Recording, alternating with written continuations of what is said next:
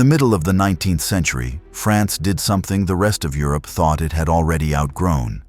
It created an empire again, not overseas, but at home. The year was 1852, and Louis-Napoléon Bonaparte, nephew of the great Napoleon, declared himself Emperor of the French. Less than 4 years earlier, he had been elected president of a republic. Now, with a stroke of authority and a vote of the people, he transformed a democracy into a personal regime. This is the story of the Second French Empire, from its birth in revolution to its collapse on the battlefield. France entered the year 1848 with a king on the throne, a censored press, and a narrow electorate. By the end of that same year, the king was gone. The franchise had been thrown open to nearly all adult men, and a Bonaparte, long in exile, was president of a republic. How that whirlwind happened and why it brought Louis-Napoléon Bonaparte to power begins with a political system that mistook calm for stability. Under King Louis-Philippe, the July monarchy rested on property-based voting and a promise of order after the upheavals of the 1930s. Economic growth had benefited urban elites, but wage earners and the lower middle classes felt excluded from power. In the late 1840s, a downturn tightened credit and raised bread prices. Reformers asked for modest changes to the electoral law. When the government banned large public meetings, activists invented banquets to skirt the rules and rally support for extending the franchise. In January of 1848, Deputy Alexis de Tocqueville warned his colleagues, "We are sleeping on a volcano." He was right. In February of that year, a planned reform banquet in Paris was banned. Crowds gathered anyway. Barricades rose, troops deployed, and after a volley of gunfire killed demonstrators on the Boulevard des Capucines, the regime unraveled. Louis-Philippe abdicated and fled to Britain. A provisional government proclaimed the Second Republic from the Hôtel de Ville. The new leaders, among them Alphonse de Lamartine, Alexandre Ledru-Rollin, and the socialist writer Louis Blanc, promised civil liberties and work for the unemployed. To respond to joblessness in the capital, the government created the National Workshops, a public works program symbolizing the Republic's social commitment. The June days showed how unstable that commitment would be. The spring elections to a constituent assembly were the first held by near-universal male suffrage. Rural voters, more conservative than Paris, chose many moderates and conservatives. When the assembly moved to close or reform the costly national workshops, thousands of workers in Paris saw it as a betrayal. From late June, insurgents built barricades across working-class neighborhoods. General Louis-Eugène Cavaignac led the army and the National Guard in a brutal repression that lasted several days. Thousands were killed or deported. The immediate effect was to restore order. The deeper effect was to split the Republican camp. To many outside Paris, the new republic seemed to have saved itself from socialist revolution. To many workers, the republic had turned its guns on them. Out of that violence came a constitution and a choice. The Constitution, completed in the autumn of 1848, combined a strong, directly elected president with a single legislative assembly, each chosen by universal male suffrage. Its drafters hoped direct election would give the president a broad mandate while the one-term limit would prevent a new dictatorship. That structure, however, created two rival sources of democratic legitimacy and no clear mechanism to resolve conflict between them. The presidency lasted 4 years and could not be renewed without a constitutional change. When voters went to the polls in December of 1848, they faced several candidates. General Cavaignac ran as the defender of order and of the Republic. Ledru-Rollin stood for radical democracy. But the name that carried the countryside was Louis-Napoléon Bonaparte. He had been a conspirator in the 1830s and 1840s, imprisoned at Ham for a failed attempt to rally troops to a Bonapartist cause, and later escaped into exile. He returned after the February Revolution and presented himself not as a destroyer of liberty, but as its guarantor, linked to national glory, economic progress, and reconciliation after civil strife. Crucially, he promised to defend religion, family, and property, values dear to rural voters. Local notables and priests often signaled that the Bonaparte name meant stability and national pride. The result was decisive. Louis-Napoléon won by a landslide, with overwhelming support in many rural departments and strong showings even in towns beyond the most radical neighborhoods of Paris. From the beginning, cause and effect moved on two tracks. The new president drew legitimacy from universal suffrage and from the Bonaparte legend, while the Assembly, elected on a more conservative tide in the spring of 1849, sought to curb radicalism and keep control of policy. Louis-Napoléon chose a moderate ministry under Odilon Barrot and sought to reassure the propertied classes. At the same time, he began to shape his own network of influence. The Society of December 10th, a loose organization of supporters, veterans, and local agents that promoted his image and gathered political intelligence. He toured the provinces, inaugurating rail lines, visiting industrial sites, and listening to petitions.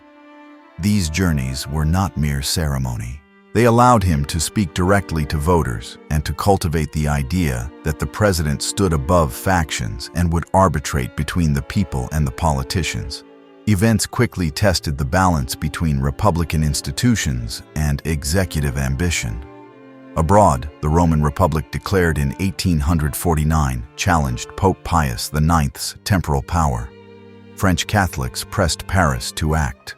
A French expedition landed, fought Giuseppe Garibaldi's defenders, and restored the Pope. The campaign pleased conservative Catholics and signaled that the Republic under a Bonaparte would defend religious interests.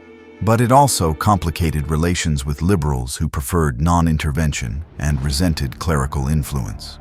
At home, the Assembly's center of gravity shifted rightward.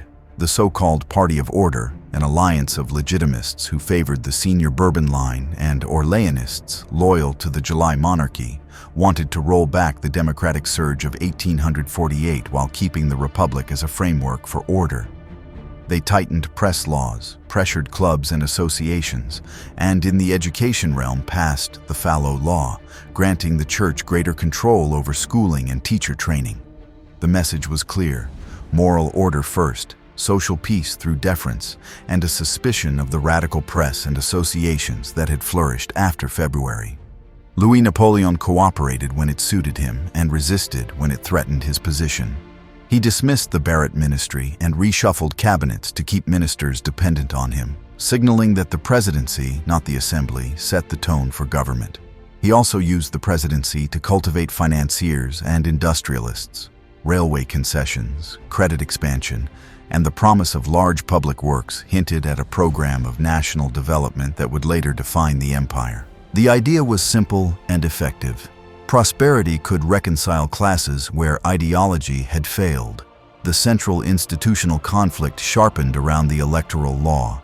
The Constitution had promised universal male suffrage, one of the most radical gains of the February Revolution. Conservatives in the Assembly feared that mass voting empowered radicals in the cities and undercut notables in the countryside.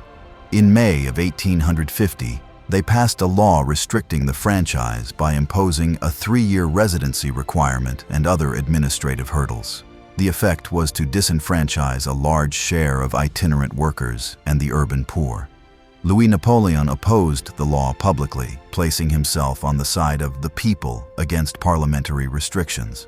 This was a calculated move. He did not undo the law, but he made certain that voters knew who had taken their ballots away. The contrast was deliberate: a president with a universal mandate versus deputies who trimmed the electorate to suit themselves. The Constitution's single most important constraint on the presidency was the ban on immediate re-election. Louis-Napoleon's term would end in the winter of 1852. Without a constitutional amendment, he would have to step down. He and his advisors looked for ways around this barrier. One path was legal: persuade the Assembly to amend the Constitution. Another path was political: force the issue by appealing directly to voters through a plebiscite or by dissolving the Assembly. The Party of Order refused to change the Constitution, fearing that allowing re-election would turn the presidency into a monarchy in all but name. The stalemate made a clash more likely. Personalities mattered in this drift toward confrontation. Adolphe Thiers, a brilliant Orleanist statesman, distrusted the president's populist appeal and warned against plebiscitary rule. Republican leaders like Ledru Rollin and the younger generation of deputies pressed for civil liberties and social reforms, but were divided over how to deal with the presidency they could not control. In the press, voices such as Victor Hugo's criticized the president's ambitions and the Assembly's repressive laws, making the political struggle visible to a broad public. Meanwhile, the president continued to tour and to cultivate a direct relationship with the electorate. He framed himself as the guarantor of order without the narrowness of party politics, the heir to national glory without the excesses of the First Empire. In provincial speeches, he praised property and religion while promising social improvement through credit and infrastructure. These themes resonated with small landowners and shopkeepers who feared disorder but wanted opportunity. The symbolism of the Bonaparte name, victory, administrative energy, public works, did the rest. The government's handling of security fed the dynamic. Prefects reported unrest, and the Ministry of the Interior kept close watch on Republican clubs. Each flare-up of dissent allowed the Élysée to present itself as the bulwark against chaos, while each restrictive measure by the Assembly let the president claim to defend the people's rights. In this back and forth, the language of legality and the appeal to the nation intertwined. Louis-Napoléon consistently spoke of consulting the people, of returning to the source of sovereignty. His enemies heard in this the drumbeat of Caesarism. His supporters heard common sense. Economics also played a role in shaping perceptions. Although the crisis of the late 1840s eased, insecurity remained. Workers remembered the June days. Employers remembered the strikes and demonstrations that preceded them. The president's emphasis on development in railways, ports, and credit offered a forward-looking story that cut across ideological lines. Where the Assembly seemed to revisit old quarrels between royalists and republicans, the Élysée promised motion. By late 1851, the calendar exerted its own pressure. The end of the presidential term approached. No constitutional solution was in sight, and the president's circle hardened around the idea that only a dramatic act could break the impasse. The Society of December 10th, once a diffuse network of sympathizers, became more purposeful. Loyal generals, reliable prefects, and trusted police officials were identified. Publicly, Louis-Napoléon still spoke the language of legality. Privately, he prepared for a showdown he would justify as the defense of universal suffrage and national unity. At every step in these years, cause and effect reinforced the pattern. The February Revolution created a republic with universal male suffrage and a powerful presidency. The June days split the Republican coalition and gave order parties the upper hand in the Assembly. The Constitution set President and Parliament on a collision course by giving both a popular mandate and few tools for compromise. The Electoral Law of May restricted the franchise, alienating urban voters and giving the president a democratic grievance. The refusal to amend the Constitution cornered the presidency and raised the stakes, and the constant appeal to the people, mixed with the prestige of a name that evoked national greatness, made a direct appeal over the heads of deputies not only plausible, but popular. The showdown arrived before dawn on a winter morning. In Paris, posters appeared on walls and kiosks announcing that the president had dissolved the National Assembly, restored universal male suffrage, and called the nation to a plebiscite. Key deputies woke to the knock of officers at their doors. Generals loyal to the Élysée secured strategic intersections, the printing presses, and telegraph lines. The date, deliberately chosen, was heavy with symbolism. December 2nd, the day of Austerlitz, and the day the first Napoleon had crowned himself emperor. Louis-Napoléon Bonaparte moved from preparation to act, and the Second Republic ceased to be a balance between rival powers. The operation showed careful planning and clear chains of command. Inside the president's circle, a few names carried weight. Charles de Morny, the president's half-brother, took over the Interior Ministry to direct prefects and police. General Saint-Arnaud handled the army. Prefect of Police Maurice de Maupas oversaw arrests and surveillance.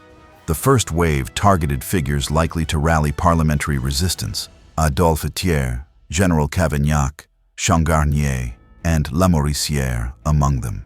By removing potential leaders and by paralyzing communication, the Élysée made a countermove far harder. The legal frame was as important as the soldiers in the streets. The proclamations insisted that the president was defending universal suffrage against a parliament that had recently cut the electorate, that he was restoring the people's right to decide, and that the Constitution had created a deadlock endangering national stability. The call for a plebiscite transformed a coup into an appeal to popular sovereignty. It was a familiar Bonapartist logic. When institutions clash, ask the nation directly and trust a simple yes or no vote to replace complicated bargaining. In Paris, the first day passed in uneasy quiet. The next brought barricades in parts of the capital where Republican loyalties ran strong. The army cleared them street by street. On the Boulevard Montmartre and nearby arteries, troops fired on crowds. The repression, brutal and concentrated, crushed the city's resistance within days.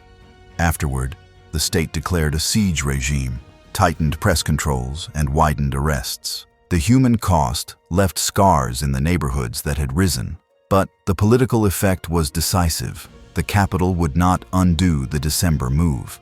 Outside Paris, the picture was more mixed. Departments in the south and east with Republican traditions saw attempts at rural insurrection. Small towns raised local guards and some National Guard units wavered. Yet the prefects, backed by garrisons and by telegraph coordination, moved quickly. Without national leaders and with communications disrupted, the uprisings remained fragmented and short-lived. Courts-martial, deportations to Algeria and to penal colonies, and temporary states of siege followed. The message to officials and citizens alike was simple. The center held the tools to prevent a repeat of the June days or a civil war. The plebiscite came within weeks. Voters were asked whether they approved the president's actions and the plan to give him authority to draft a new constitution. The government's apparatus, prefects, mayors, parish networks, pressed the case for yes. The clergy frequently framed the choice as order versus disorder, religion, and family versus factional strife. While independent campaigning faced constraints, the Bonapartist story resonated in many rural areas. A strong executive, reconciliation after years of quarrel, and a promise to respect property and religion. The result delivered the mandate the president sought. Contemporary tallies recorded a vast yes majority, with a high participation rate by the standards of the time. Historians debate the exact degree of pressure and manipulation, but the broader truth is clear. Large parts of the electorate accepted the president's narrative and granted him authority to refound the state. With that mandate, a constitutional redesign followed. In mid-January of 1852, a new constitution centralized power in the head of state. It established a president elected for a decade, re-eligible, who commanded the armed forces, appointed ministers, initiated laws, and could submit questions directly to the nation by plebiscite. The Senate and the Corps Legislatif existed, but neither held the initiative of legislation, nor the capacity to remove ministers. Public liberties persisted in form, but were hemmed in by decrees on the press, associations, and public meetings. The administrative machine, the prefects in the departments, and the centralized police in the capital, was the backbone that ensured compliance. The language of the new legal order echoed the First Empire, but avoided its most imperial titles, at least for the moment. The Élysée worked to normalize the coup by making everyday governance predictable. Budgets were presented, public works discussed, and the courts kept running. At the same time, personnel changed. Prefects suspected of lukewarm loyalty were replaced. Officers who had hesitated in December found themselves retired or reassigned. Loyalists were rewarded. The chain of authority became more cohesive, less tolerant of ambiguity. In these months, symbols and memory played their part. The state restored emblems associated with the Napoleonic past, the eagle, the laurel, the bees, without yet proclaiming an empire. Ceremonies emphasized national unity and social reconciliation under a paternal executive. The balance of messaging was careful. Evoke glory without promising conquest. Promise prosperity without stirring class antagonism. The president maintained a schedule of provincial visits, inaugurating rail segments and addressing crowds in terms that stressed security, credit, and opportunity. The regime sought to show that the new order would be about concrete improvements as much as about constitutional form. Opposition adapted under constraint. Republican newspapers faced suspensions and fines. Meetings required permissions rarely granted. Some political figures went into exile, where they wrote pamphlets denouncing the plebiscite state. Others tried to regroup as loyal opposition inside the new legislative framework. A number of conservatives who had backed the Party of Order now faced a choice: accommodate a regime that had sidelined parliament or withdraw in silence. Many chose accommodation, reassured by the regime's deference to religion and property and by its promise of social peace. The international environment mattered in consolidating the new order. European courts watched closely. Some governments, wary of revolution, preferred a France controlled by a strong executive to a France lurching between ideologies. Diplomatic recognition depended less on constitutional niceties than on stability. The British, attentive to the balance on the continent and to commercial interests, signaled pragmatic acceptance. Austria and Prussia, with their own worries about liberal agitation, saw advantages in a France that policed itself. The absence of a hostile coalition gave the Élysée room to complete its internal transformation. Through the year, the presidency's public identity evolved. The Élysée residence began to feel too small for the political persona being built. Court etiquette, uniforms, and ceremonial revived and expanded. The cultural sphere, official salons, state commissions for art and monuments, received new attention from a regime that understood the power of spectacle in shaping consent. Yet the core political instrument remained the same: a direct bond with voters, confirmed through plebiscites and managed elections, and anchored by a disciplined administration. By the autumn of 1852, the next step was prepared. The Senate issued a formal address suggesting that the stability of the regime would be best secured by restoring the imperial dignity to the head of state. Petitions from cities and departments, coordinated by prefects and notables, multiplied. The question was put to the people once more: should the presidency become an empire and the head of state assume the title of Emperor of the French? The phrasing, as always, framed the change as the will of the nation, not the victory of a faction. The yes carried by a wide margin, and the stage was set for a carefully choreographed proclamation. On December 2nd of 1852, exactly 1 year after the coup, the transformation became explicit. Louis-Napoléon took the name Napoleon the Third. The numbering signaled a claim. He acknowledged the brief reign of the King of Rome, known to Bonapartists as Napoleon the Second, thus placing himself as the third sovereign of the Napoleonic line. The title, Emperor of the French, repeated a key lesson from the First Empire. The sovereign's legitimacy flowed from the nation, not from divine right over a territory. The imperial constitution of January remained the backbone, now crowned by an imperial dignity that matched practice to title. The implications were immediate. The imperial court became a tool of politics, binding elites through honors and access. The Senate's role as guardian of the Constitution allowed the regime to adjust legal frameworks through senatus consulta without the unpredictability of parliamentary debate. The corps legislatif, elected by universal male suffrage but filtered by official candidacies, acquired the appearance of representation while remaining largely deferential. Censorship did not erase all dissent, but it narrowed the range and reach of criticism. The bureaucracy, protected and promoted for loyalty and efficiency, translated central decisions into local realities. The army, thanked for its December loyalty, found its prestige and budgets rising. Behind the institutions stood a theory of rule. Bonapartism in its second incarnation fused popular consultation with centralized authority. Plebiscites gave a periodic seal of approval to what day-to-day administration enforced. The promise to reconcile classes through prosperity, not through ideological compromise, fit the social mood of small proprietors who feared upheaval more than hierarchy. The regime's opponents called this Caesarism. Its supporters called it national common sense. There were also limits built into the very tools of power. A state that leaned on plebiscites needed growth and order to keep majorities content. It required a careful balance between the church and secular interests, between business and labor, between Paris and the provinces. It promised modernization, which demanded credit, railways, and urban transformation. The imperial proclamation did not resolve those practical challenges. It merely gave the regime the authority to pursue them with fewer checks. In this first imperial year, several patterns of the coming decade took shape. Official candidacies would be used to steer elections. Prefects would be the regime's eyes and hands across the departments, expected to deliver majorities and to report local sentiment accurately. Public works would serve both economic aims and political ones, creating employment and visible symbols of progress. Foreign policy would be tied to prestige because the imperial name carried expectations about France's rank in Europe. All of that would unfold in the years ahead. The new regime moved quickly from proclamation to practice, turning constitutional blueprints into everyday government.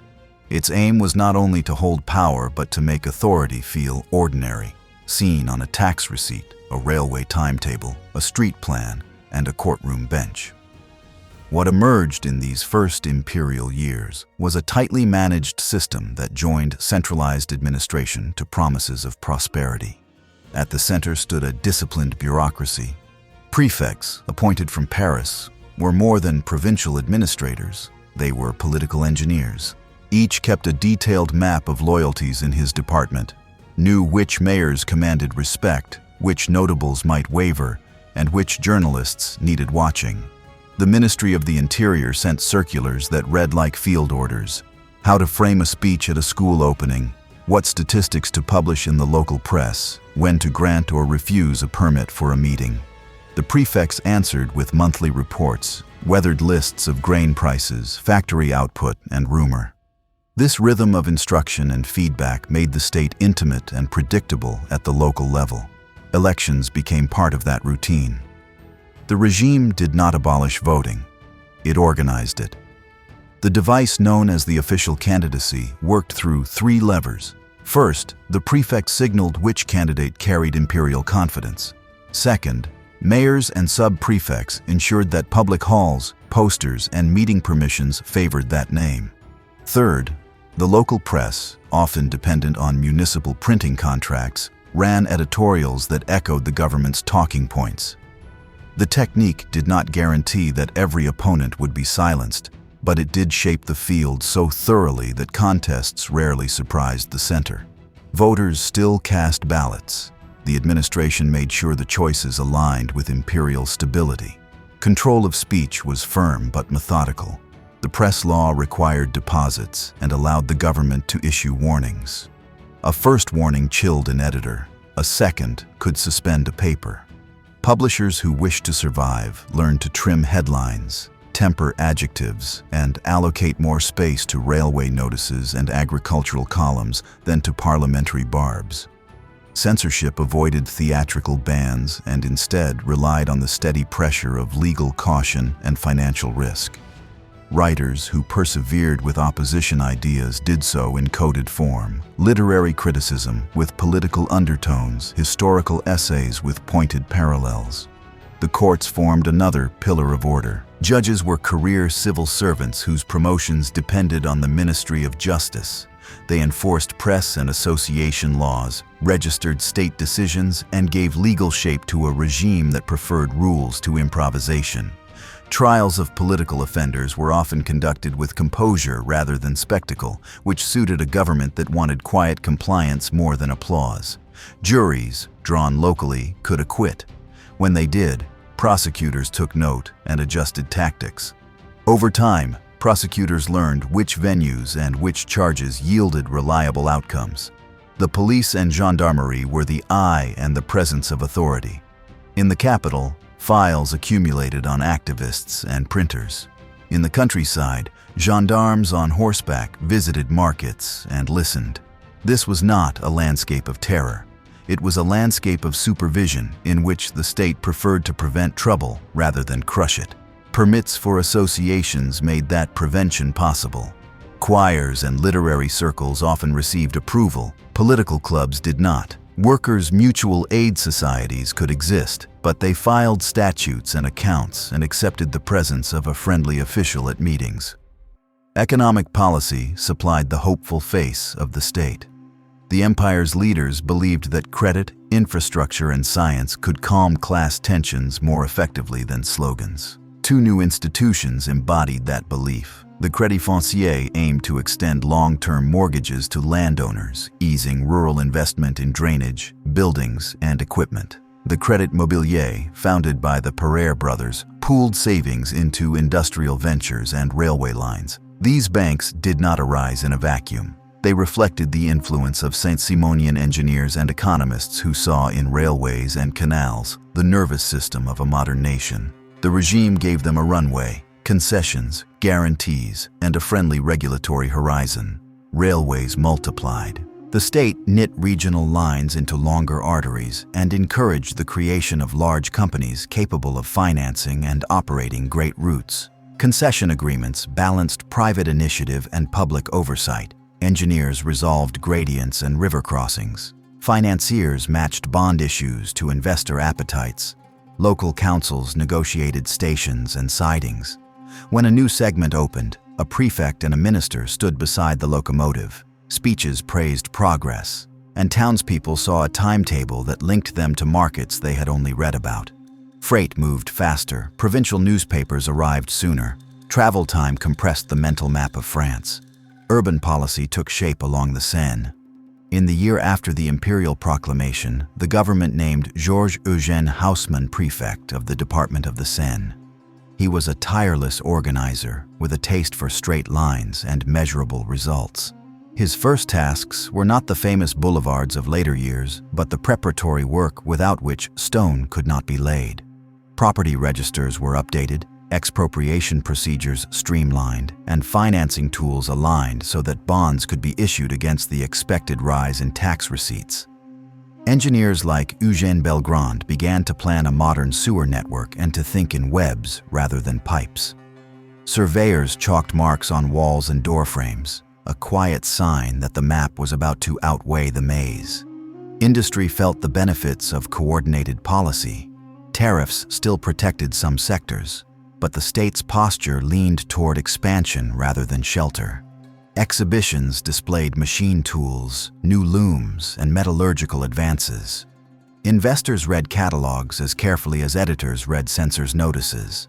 To give that ambition a stage, Paris hosted a universal exposition in the mid-50s. Palaces of glass and iron housed displays of textiles, engines, and decorative arts. Visitors saw products, but the regime saw a narrative. France as a workshop and showroom, disciplined enough to maintain order, bold enough to modernize, open enough to trade when it suited national growth. Agriculture, the majority livelihood, received attention that was practical rather than rhetorical. Prefects organized county fairs, where breeders showed improved stock and agronomists explained crop rotation. Rural credit remained tight, but targeted loans and transport improvements helped farmers bring surplus to market more regularly. Agricultural journals, not yet mass reading but influential among notables, carried articles on drainage and fertilizers. The empire wanted the peasant proprietor to feel that the state was an ally in steadiness, not an intruder in tradition. The court itself became a working institution, not just a symbol. Ceremonial framed the regime, but it also served policy.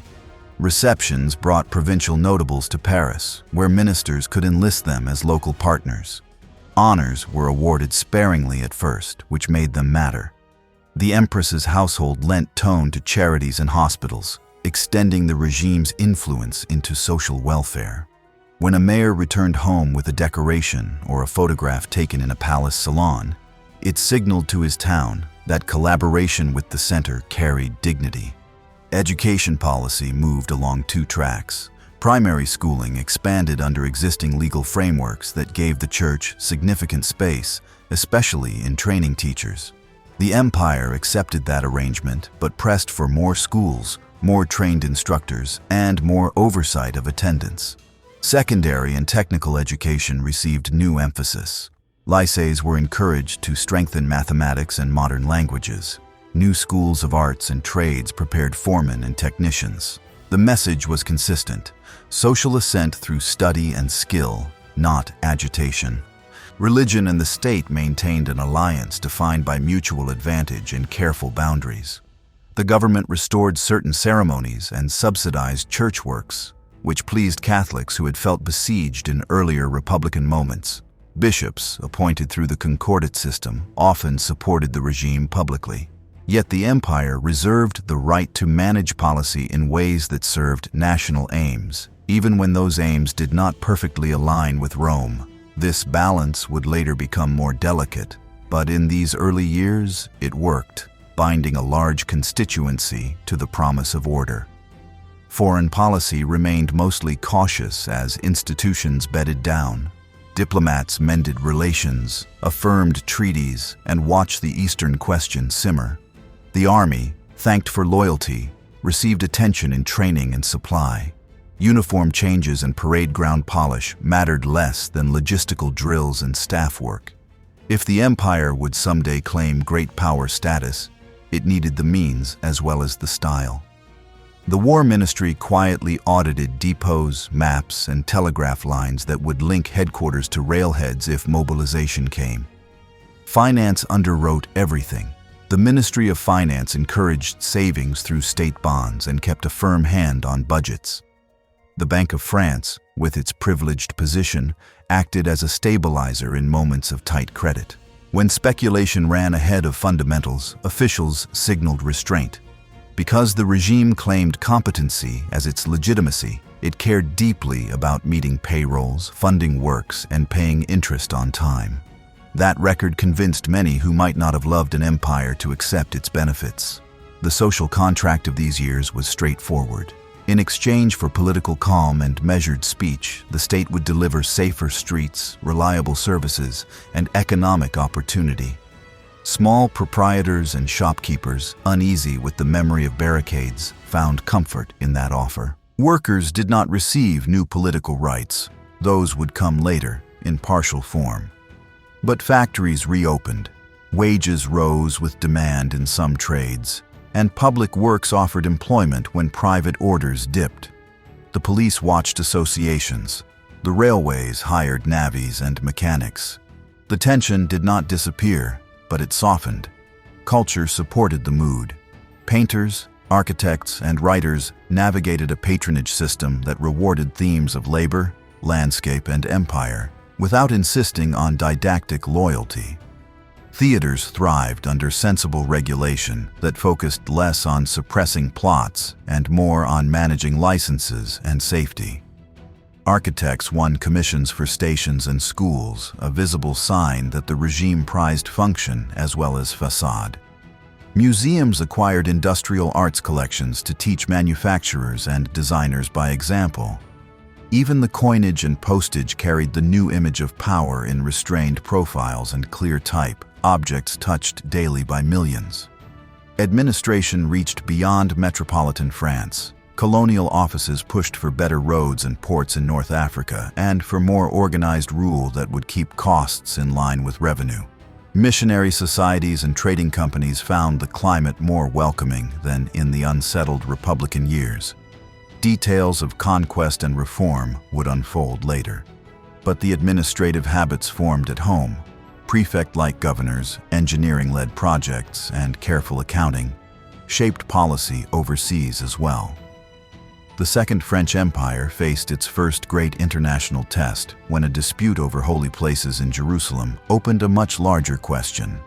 Would Russia expand at the expense of the weakening Ottoman Empire? And could France reassert itself as a European arbiter after the long shadow of the Restoration era? What began as a quarrel about keys and processions quickly widened into a struggle over the balance of power, sea lanes, and prestige. The immediate spark lay in overlapping claims to protect Christian communities within the Ottoman domains. France, drawing on old capitulations and renewed confidence under the new regime, championed Latin Catholic privileges in the Holy Land. Russia, invoking its long-held role as protector of Orthodox believers, pressed for wider guarantees. In St. Petersburg, Tsar Nicholas first sounded out Paris with the suggestion that the Ottoman Empire was a sick man, ripe for a managed partition. Napoleon the Third declined the overture, preferring a European settlement that would curb unilateral gains. When the Tsar sent Prince Menshikov to Constantinople with demands that would have granted Russia effective oversight within Ottoman territory, the Porte hesitated, then refused. Diplomacy at Vienna produced a formula, the so-called Vienna Note, but mutual suspicions scuttled it when both Russia and the Ottomans balked at alterations. War began on the Danube front when Russian forces crossed into the Danubian principalities of Moldavia and Wallachia, nominally Ottoman, but under Russian occupation. The Ottomans struck back at Oltenitsa and along the Danube, and a naval clash in the Black Sea at Sinope, where a Russian squadron destroyed an Ottoman fleet, electrified European opinion. The destruction at anchor, achieved with explosive shells, made the issue more than a regional quarrel. In Paris and London, the attack at Sinope was taken as proof that unchecked Russian power would threaten the Straits and European commerce. French and British fleets entered the Black Sea to deter further Russian attacks and to guarantee Ottoman waters. Alliances took shape with calculation. Napoleon III sought a war limited in aim but rich in diplomatic return. A joint enterprise with Britain would rehabilitate France's great power status and show that the empire could act responsibly with a liberal constitutional monarchy rather than against it. Austria, anxious about its own position on the Danube, mobilized but remained formally neutral, demanding Russian withdrawal from the principalities and, later, occupying them to prevent either belligerent from using them as a base. Prussia hung back, cautious and internally divided. Piedmont-Sardinia, under Count Cavour, saw an opportunity to earn a voice at the peace table by contributing a small but well-equipped contingent. For Cavour, participation promised a claim on French and British goodwill when the Italian question would sooner or later return. Once French and British governments decided on operations in the Black Sea, attention turned to logistics. The Allied armies first assembled at Gallipoli and Varna, then moved across the Black Sea to the Crimean Peninsula. The grand objective was Sevastopol, the major Russian naval base. Neutralizing that arsenal would blunt Russian reach in the Black Sea and force concessions at the conference table. The expeditionary force combined infantry seasoned from colonial service, engineers adept at field works, and a growing train of siege artillery. The French command began under Marshal Saint-Arnaud, with General Canrobert and General Bosquet as key subordinates. The British force was commanded by Lord Raglan. Naval cooperation, French and British squadrons coordinating transport, supplies, and bombardment, was essential to every step. The landing near Eupatoria proceeded with minimal opposition, and the march toward the Alma River brought the first major collision. At the Alma, French light infantry under Bosquet clambered up steep ravines to turn the Russian flank while the British pressed frontal assaults. The Allied victory opened the road south. Instead of storming Sevastopol immediately, the commanders chose to shift to the south side of the harbor and begin a formal siege, which required securing a base on the Balaclava coast. That decision traded speed for method. It allowed the Russians time to strengthen defenses under the energetic engineer Eduard Todleben, whose network of redoubts, trenches, and batteries transformed the town's approaches into a maze of fire. Through the autumn and winter, the siege tightened. Balaclava saw a confused series of attacks and counterattacks, remembered in Britain for the disastrous charge of the Light Brigade, but strategically important as a struggle over supply roads and outworks. At Inkerman, in dense fog, Russian columns launched a large attack to break the siege from the landward side. Small unit tenacity and timely French reinforcement turned the tide, preserving the lines around Sevastopol. For the French army, these fights demonstrated a renewed capacity for combined arms. Infantry supported by well-handled artillery and aggressive skirmishers using the Minié rifle to telling effect. Disease and weather were as formidable as any opponent. Cholera and dysentery ravaged units, transport broke down in mud, and winter storms sank supplies and wrecked harbor works. The British public learned the language of medical reform through the work of Florence Nightingale. The French army, for its part, improved field hospitals and evacuation procedures under military surgeons who organized ambulance services more systematically than in earlier campaigns. The telegraph, only recently adopted, carried dispatches to Paris, where public interest fed back into administration.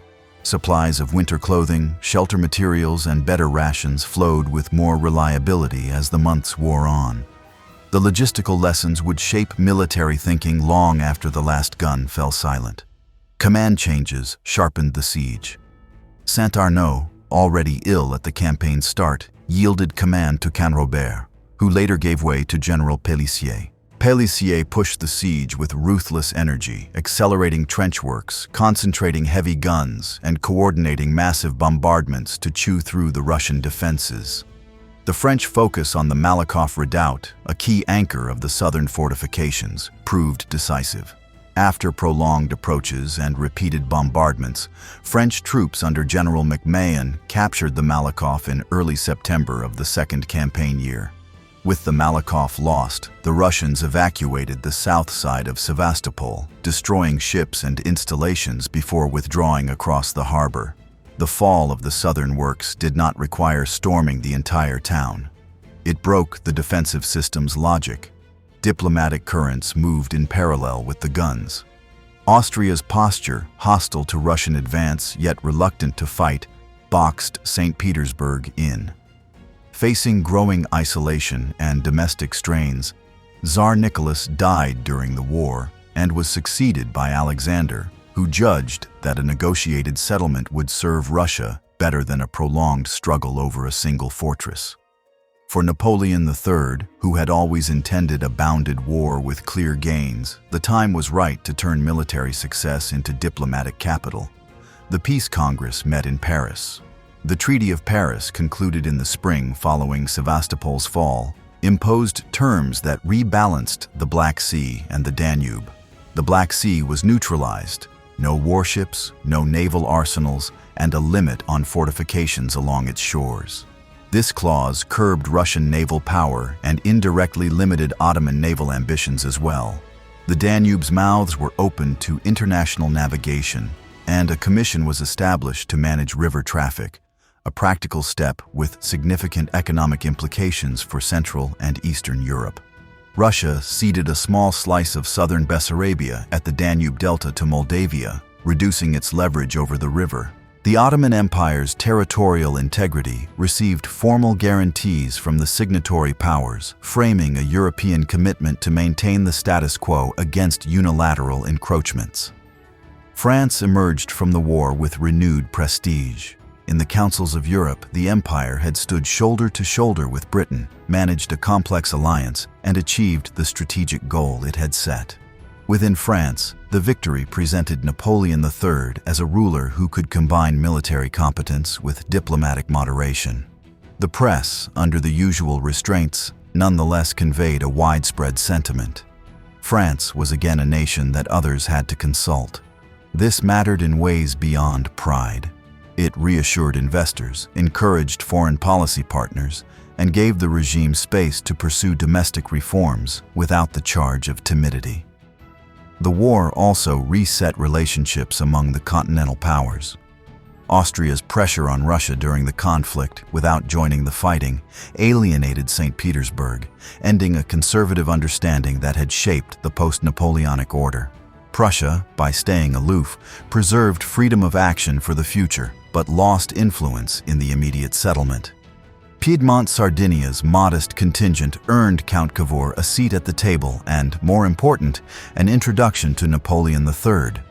The conversations in Paris laid the first stones of the later Franco-Sardinian alignment that would change the Italian map. These shifts were not yet decisive, but they indicated a Europe in motion. On the military side, the campaign left lessons that French officers absorbed with care. Rifled muskets had transformed infantry engagements, extending effective ranges and making skirmishers central to battle. Siege warfare, far from a relic, remained brutally relevant in an age of earthworks and explosive shells. Coordination among Navy, Army, and engineers proved essential to expeditionary operations. Railways and steamships, telegraph and standardized supply were no longer conveniences. They were the skeleton and nerves of modern war. Men such as MacMahon and Pélissier, hardened by the trenches of the Chersonese, would carry their reputations into later conflicts and commands. For the empire's domestic politics, the Crimean success provided a reservoir of goodwill that the government used to widen its program at home. The sense of international safety made it easier to invest in long-term projects without fear of immediate threats on the borders.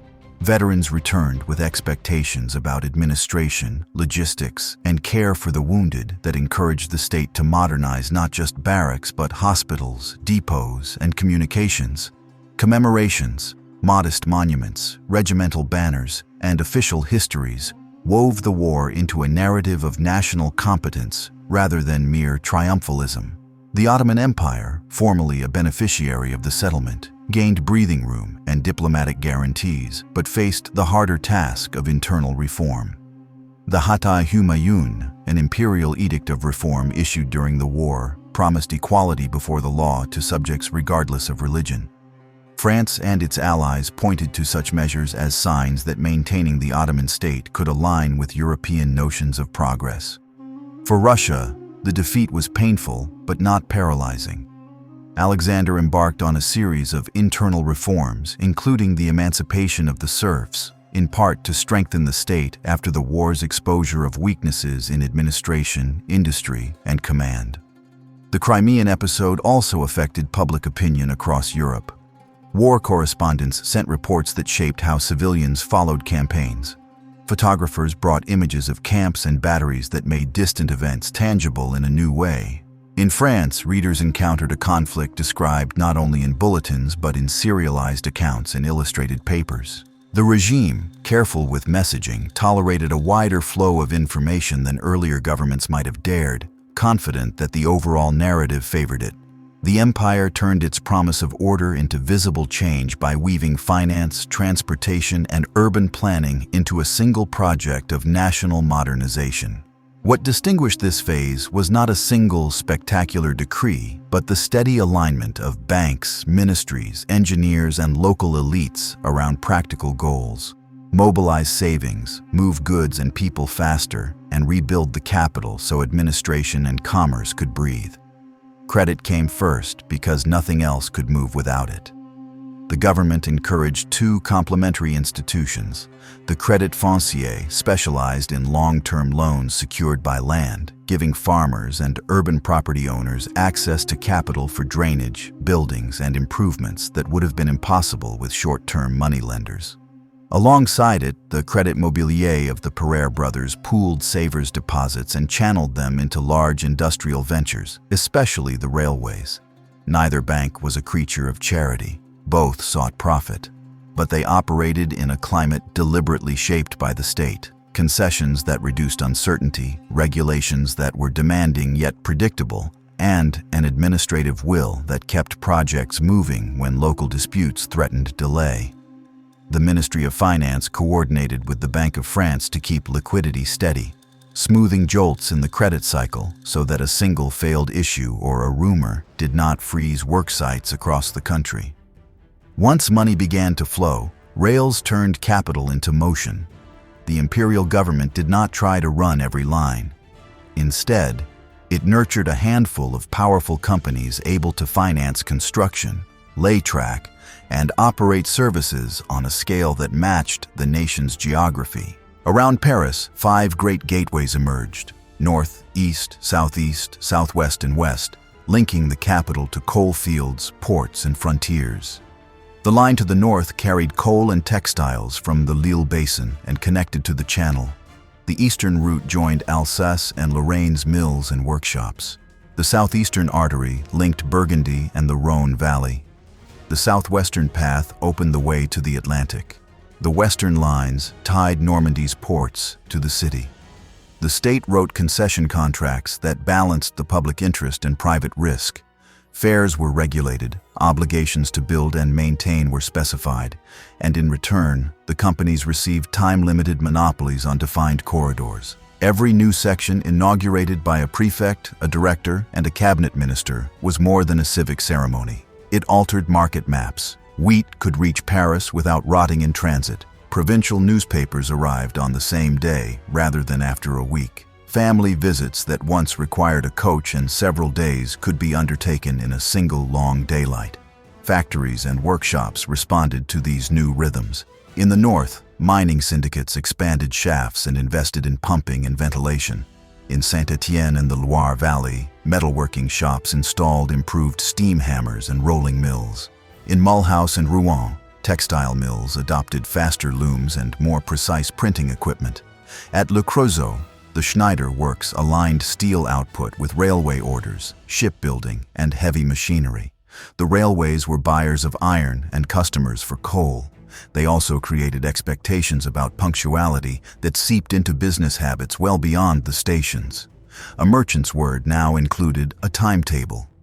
Communication tightened alongside transport. The electric telegraph, already experimented with under earlier regimes, expanded under the empire into a national wire grid that linked ministries, prefectures, major stations, and commercial houses. Messages that once took days by post now arrived in hours. Prices, harvest reports, and shipping news circulated at a speed that reduced the room for rumor and permitted merchants to hedge risks. The state used the telegraph to monitor public order and coordinate public works. Journalists learned to chase news with a speed that would have been unthinkable a decade earlier. Urban transformation gave this modernization its most visible and lasting face. The government named Georges-Eugène Haussmann prefect of the Seine and asked him to refit Paris for administration, commerce, hygiene, and movement. He was a man of lists, deadlines, and long straight lines. To make his plans possible, the legal and financial apparatus had to be sharpened. Expropriation for public utility was streamlined, property registers clarified, and municipal bonds issued against expected gains in tax receipts. Engineers such as Eugène Belgrand and landscape designers such as Adolphe Alphand translated intent into surveys, sewer maps, and park designs. New arteries cut through dense neighborhoods. The completion of the Rue de Rivoli along the right bank created a commercial spine that linked the center to the east. The north-south axis of Boulevard de Sébastopol and its left bank continuation, Boulevard Saint-Michel, gave administrators and fire brigades a clear path through formerly tangled districts. Around the central markets, architect Victor Baltard replaced old stalls with iron and glass pavilions, whose light and ventilation answered both commerce and hygiene. The Hall became a monument to functional beauty, a daily theater where the empire's talk of order and abundance felt concrete. Water and waste, far from glamorous, received a degree of attention that signaled a new conception of public health. Belgrand and his teams designed collectors that did not merely drain foul water, but organized the city as a system of gravity and flow. The sewers were built tall enough to be entered, their routes chosen not just for the immediate convenience of builders, but for the long-term logic of maintenance. Fountains multiplied and ran more reliably, easing the burden on households and reducing disease. The memory of cholera outbreaks had taught a practical lesson that aligned perfectly with the empire's preference for engineering solutions over ideological disputes. Parks offered relief and served politics. The Bois de Boulogne on the western edge of the city, reshaped with lakes, carriage drives, and winding paths, provided a stage for promenades where classes mingled under a choreography of civility. Tree-lined squares appeared in working districts too, if more modestly, signaling that the regime's concern with air and sunlight did not stop at fashionable quarters. Alphand's teams approached greenery with the same method as stonework. Standardize elements, supervise contractors closely, and deliver projects on schedule. Street trees became a signature of the imperial city, companions to the gas lamps installed by a unified company whose concessions ensured consistent illumination across neighborhoods. Public buildings announced the state's presence without overbearing rhetoric. The Louvre, long a patchwork of wings and courtyards, saw decisive work that connected it to the Tuileries, giving the museum and the court a coherent architectural dialogue. Ministries moved into rationalized spaces where filing, drafting, and receiving the public could take place in rooms designed for those tasks, not improvised in converted salons. Plans were drawn up for an opera house that would symbolize the capital's artistic ambition and the regime's confidence in the civilizing power of the arts. Preparatory works and alignments began even before the first stone was laid. Schools, hospitals, and barracks rose with facades that balanced ornament and restraint, reflecting a governing philosophy that prized utility dressed in dignity. All this building undoubtedly disrupted lives. Rents rose along the new boulevards, and many working households were pushed into older streets and peripheral zones. The prefecture did little to disguise its priorities. Improved circulation, hygiene, and monumental vistas came first. Yet the administration also annexed neighboring communes, enlarging the city and bringing into its governance the very suburbs to which many displaced residents moved. With annexation, Paris gained new arrondissements and assumed responsibility for roads, water, policing, and schools across an expanded urban fabric. The change spread services and taxation more evenly and made planning for the metropolis as a whole possible, even if immediate accommodations were imperfect and tensions about housing persisted. Finance again underwrote the stone and iron.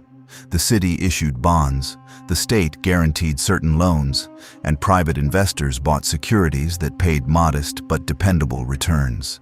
This architecture of credit was as important as any facade. It reduced the need for ad hoc levies, distributed the cost of improvements across years, and linked the fortunes of the middle classes to the smooth running of municipal finance. When a panic in world markets caused a credit squeeze in the mid-50s, the government and the Bank of France intervened discreetly to prevent a cascade of failures. Some projects slowed, but momentum returned, and the larger narrative, order, investment, completion, remained intact. In the provinces, the capital's example encouraged similar, if smaller, transformations. Prefects in Lyon, Marseille, Bordeaux, and Lille widened squares, regularized markets, and built quays and warehouses that connected river and rail. Port engineers deepened channels and installed cranes to speed loading, knowing that time was now money in more precise ways than before. Municipal councils created savings banks that complemented national institutions, gathering local funds for local improvements under national oversight. The aesthetic of iron, glass, and clean lines was not only Parisian. It became a French idiom of usefulness. Work and daily routines adjusted to the new environment. Clerks arrived on trains from suburbs that had once been too distant for a working day. Workers in metal shops and textile mills synchronized shifts with deliveries that came by rail. Shopkeepers extended evening hours under reliable gaslight. Newspapers printed timetables and commodity prices in regular columns, teaching readers to think in schedules and quotations as much as in anecdotes. The habit of queuing at ticket windows, of reading platform signs, of checking a watch against a posted schedule. These were small cultural changes that, taken together, made the system durable. The regime linked these material gains to a story about social peace. Rather than grant broad new political rights, it argued that prosperity and predictability would soften class antagonisms. To that end, it tolerated workers' mutual aid societies that focused on sickness and burial funds, kept a careful eye on strike talk, and encouraged employers to adopt bonus systems that tied wages to output in transparent ways. Some industrialists, inspired by Catholic social thinking or pragmatic paternalism, built workers' housing near factories with clean water and basic amenities. The state did not drive these experiments, but it publicized successful examples in official reports, hoping they would spread by imitation. Trade policy began to shift as manufacturers and consumers weighed the benefits of lower tariffs on raw materials and certain finished goods. Without touching on the later decisions that would formalize a more liberal regime, ministers used administrative tools to adjust duties where it served industry's growth, especially in sectors facing British competition. Exhibitions of machinery and decorative arts held in Paris and in provincial cities reinforced an outward-looking confidence. France could compete through design, precision, and the cultivation of skilled labor. Technical schools added drawing and applied mechanics to curricula, tying art to industry in a way that pleased both employers and teachers. The police of the built environment, surveyors, building inspectors, and health officers, became as essential as the uniformed forces. New building alignments ensured that facades met at consistent planes. Height regulations protected light and air. Requirements for courtyards improved ventilation in dense blocks. Contractors learned to plan for inspections at defined stages: foundation, carcass, facade, and finish. Paperwork multiplied, but so did predictability. Insurance companies matured in this environment, writing policies against fire and construction risks with rates grounded in records the state helped to compile. Culturally, the transformation fostered a distinct style. Painters recorded stations and bridges as worthy subjects. Novelists used the new streets as stages on which characters from different classes could cross paths convincingly. The press coined the very phrase Second Empire style to describe interiors mixing comfort with shimmering detail and to label architecture that joined structural clarity to decorative flourishes. Critics debated taste. Housewives cared more that gaslight made evening sewing easier and that a regular omnibus could carry children to a school now actually within reach. What united these disparate threads was a governing habit: set a direction, build institutions to carry it, and measure progress in concrete deliverables.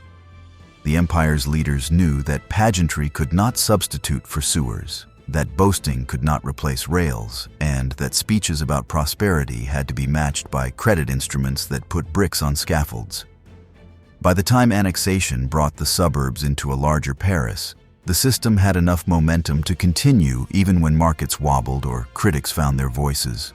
A winter night in Paris shook the empire's careful balance between order at home and prestige abroad. In early January of 1858, Felice Orsini, an Italian nationalist with a history of conspiracies, hurled bombs at the imperial carriage outside the opera. The blasts killed bystanders and wounded dozens. Napoleon the Third survived, but the attack made Italy's unfinished question impossible to ignore. Orsini's later letters from prison appealed directly to the emperor. "Help free Italy," he wrote, "and there will be fewer men like me." Those words landed with force on a ruler who believed in national self-determination, yet depended on support from French Catholics loyal to the Pope. The dilemma soon took a concrete form.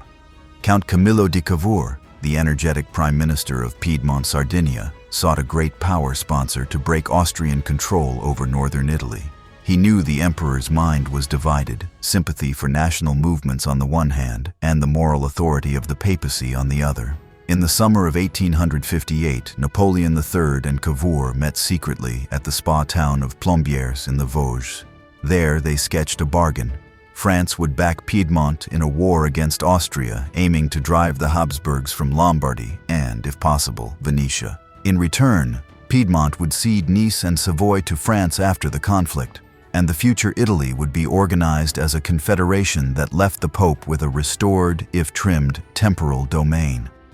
A dynastic marriage, Prince Napoleon to Princess Clotilde of Savoy, sealed the understanding in public view.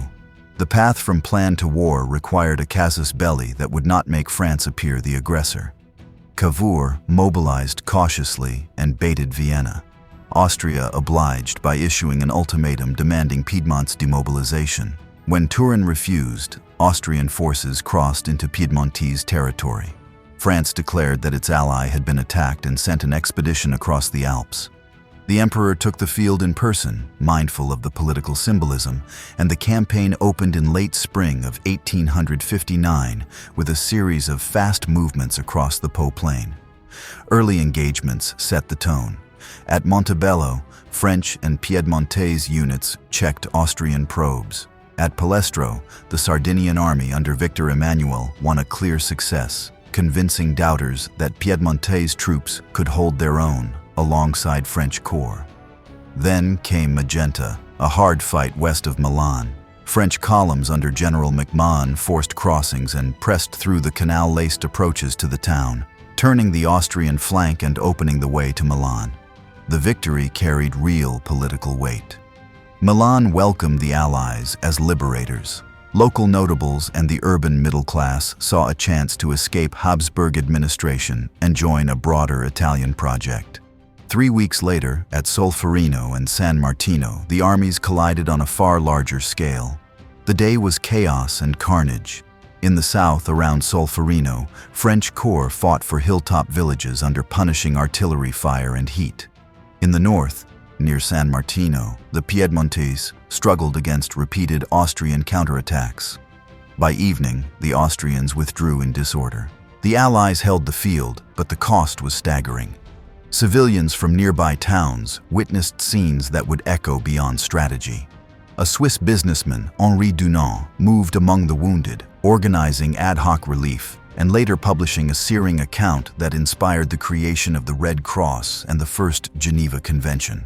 Thus, from an Italian battlefield, a new international humanitarian norm began to take shape.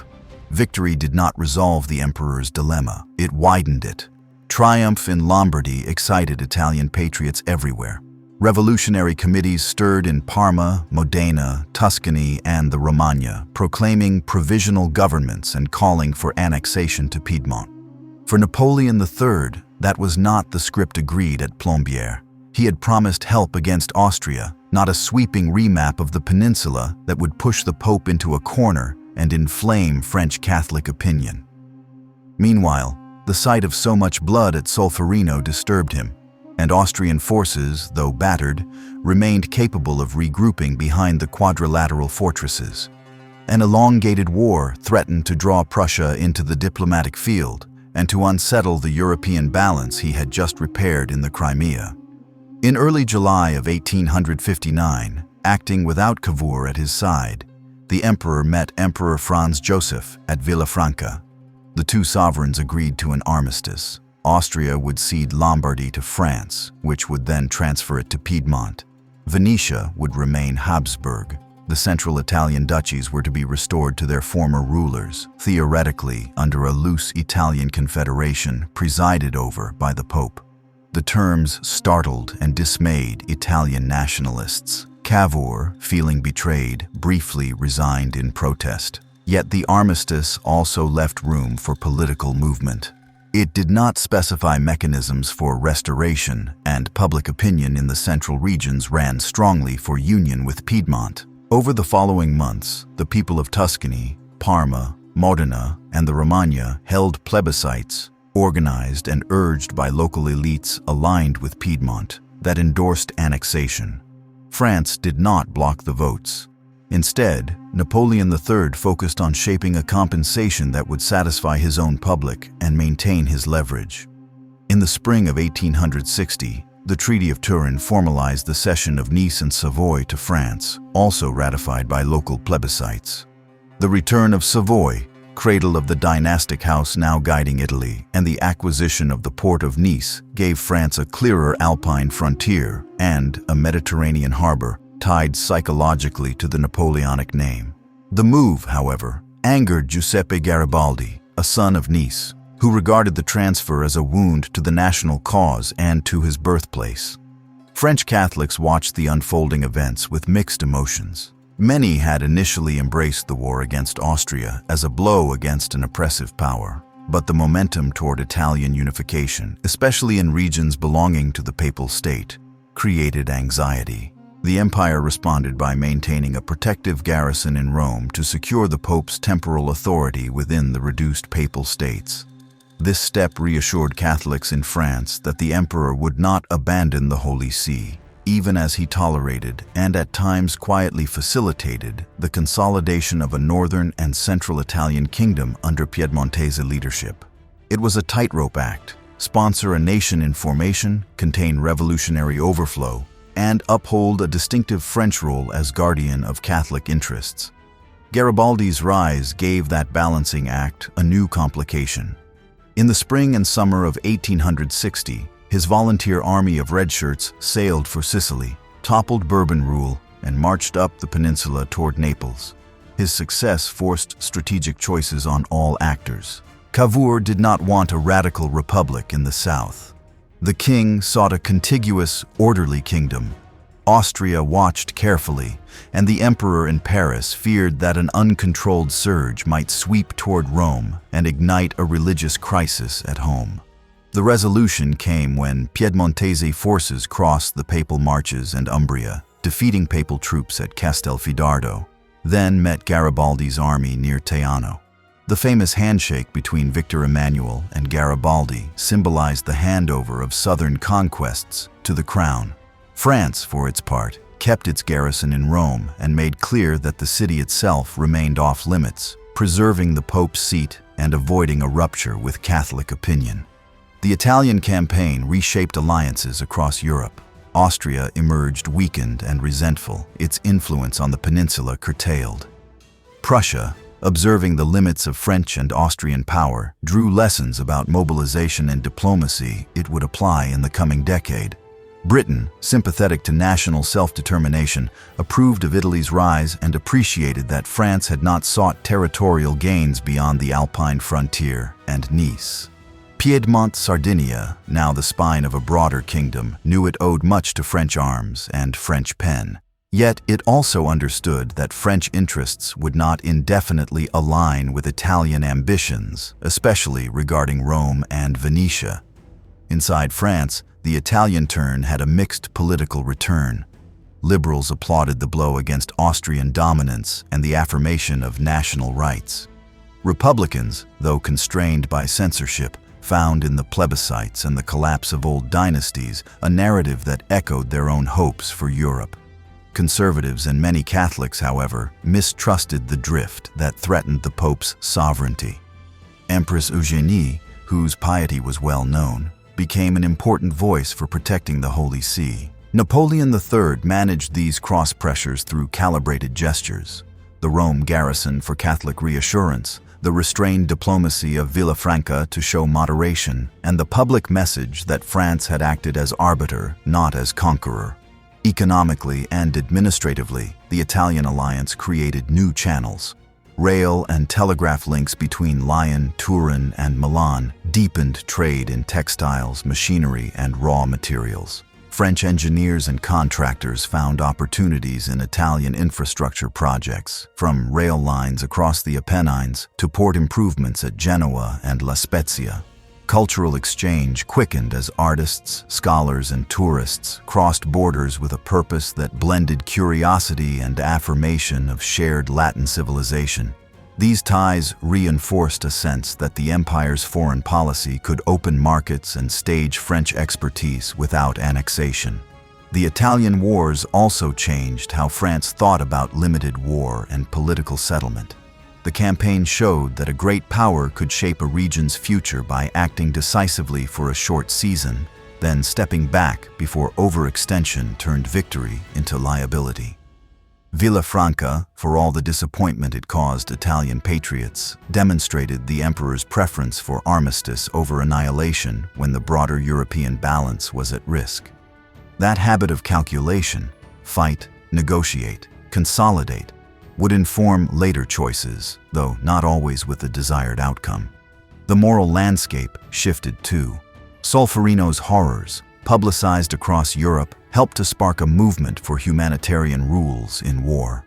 French officers participated in the early conversations that led to neutral ambulances and the protection of medical personnel.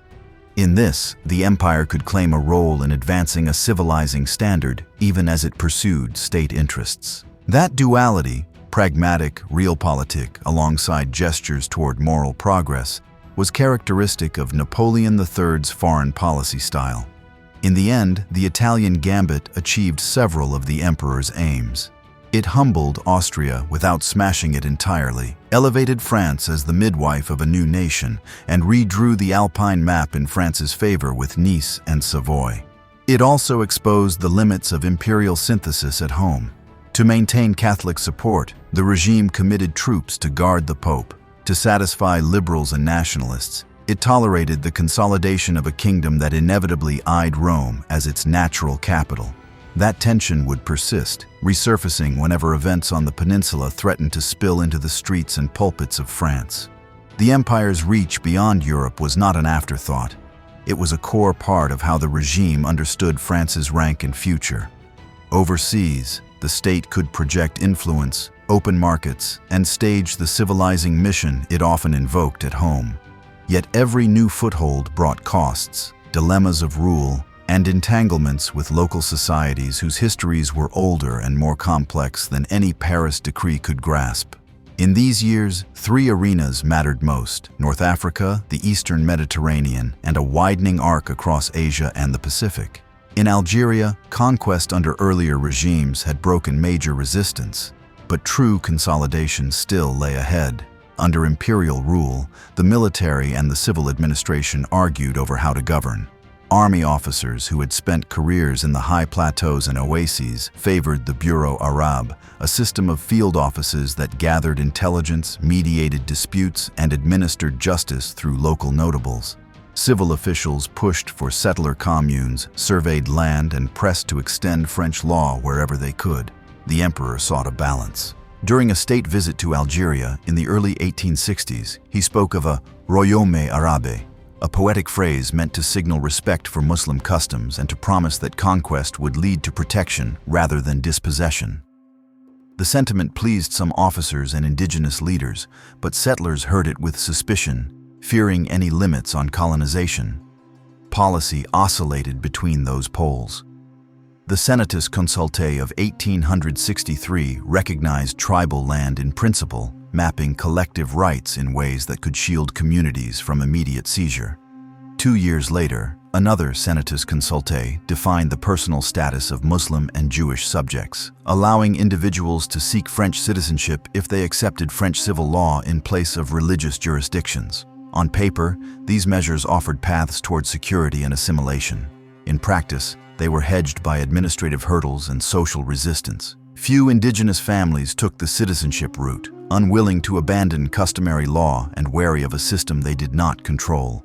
Meanwhile, road building, port improvement, and the first stretches of railway connected settler towns to one another and to the coast. Wheat exports rose in good years, but droughts and locusts could quickly reverse fortunes, reminding colonists and officials alike that empire was not mastery over nature. Urban Algeria changed more visibly than the countryside.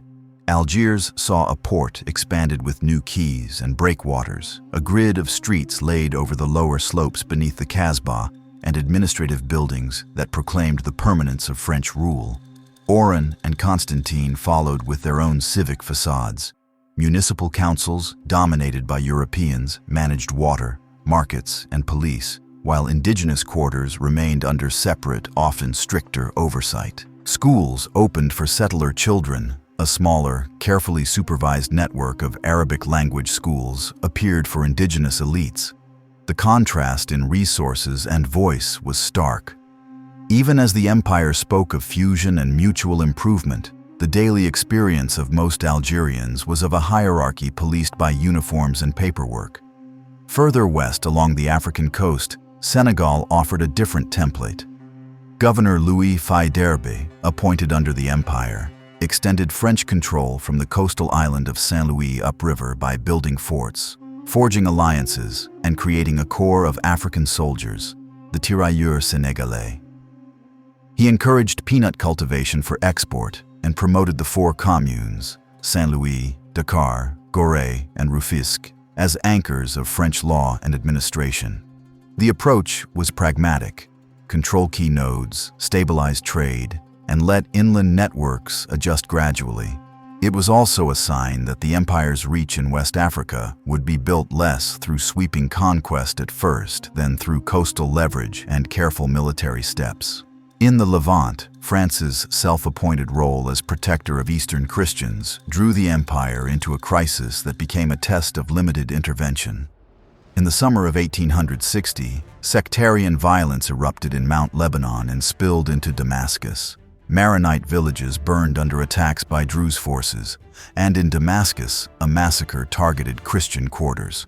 The Ottoman authorities hesitated and then struggled to restore order. In Paris, The news stirred public emotion and revived an old idea. France must shield communities with which it had historic ties. The government negotiated an international arrangement that allowed a French expedition to land on the Lebanese coast with the Porta's consent and with the understanding of the other European powers. General de Beaufort d'Aupeuil commanded the force, which acted more as policemen and guarantors than as conquerors. The intervention's goal was not occupation, but reordering. With Ottoman cooperation and European oversight, a new administrative framework for Mount Lebanon emerged. The Règlement Organique created an autonomous mountain district under a Christian governor not drawn from local factions, with councils meant to represent the region's communities, and with policing designed to prevent future pogroms. It was an experiment in crisis management. Respect Ottoman sovereignty, dampen sectarian rivalries, and insert a European guarantee to deter further bloodshed. The arrangement did not end conflict forever, but it changed the rules, making collective punishment less easy and communal leaders more accountable to an external standard. For the empire, the episode yielded diplomatic credit. France had acted in the open, with legal cover and with an exit strategy. Even as Mount Lebanon's crisis absorbed attention, another Eastern project advanced from paper to sand. Ferdinand de Lesseps, wielding a concession from Egypt's ruler, organized the Suez Canal Company to cut a passage between the Mediterranean and the Red Sea. The emperor lent political support to a venture that promised to reroute global trade and to give French engineering a stage. British statesmen worried about the canal's consequences and questioned its labor practices.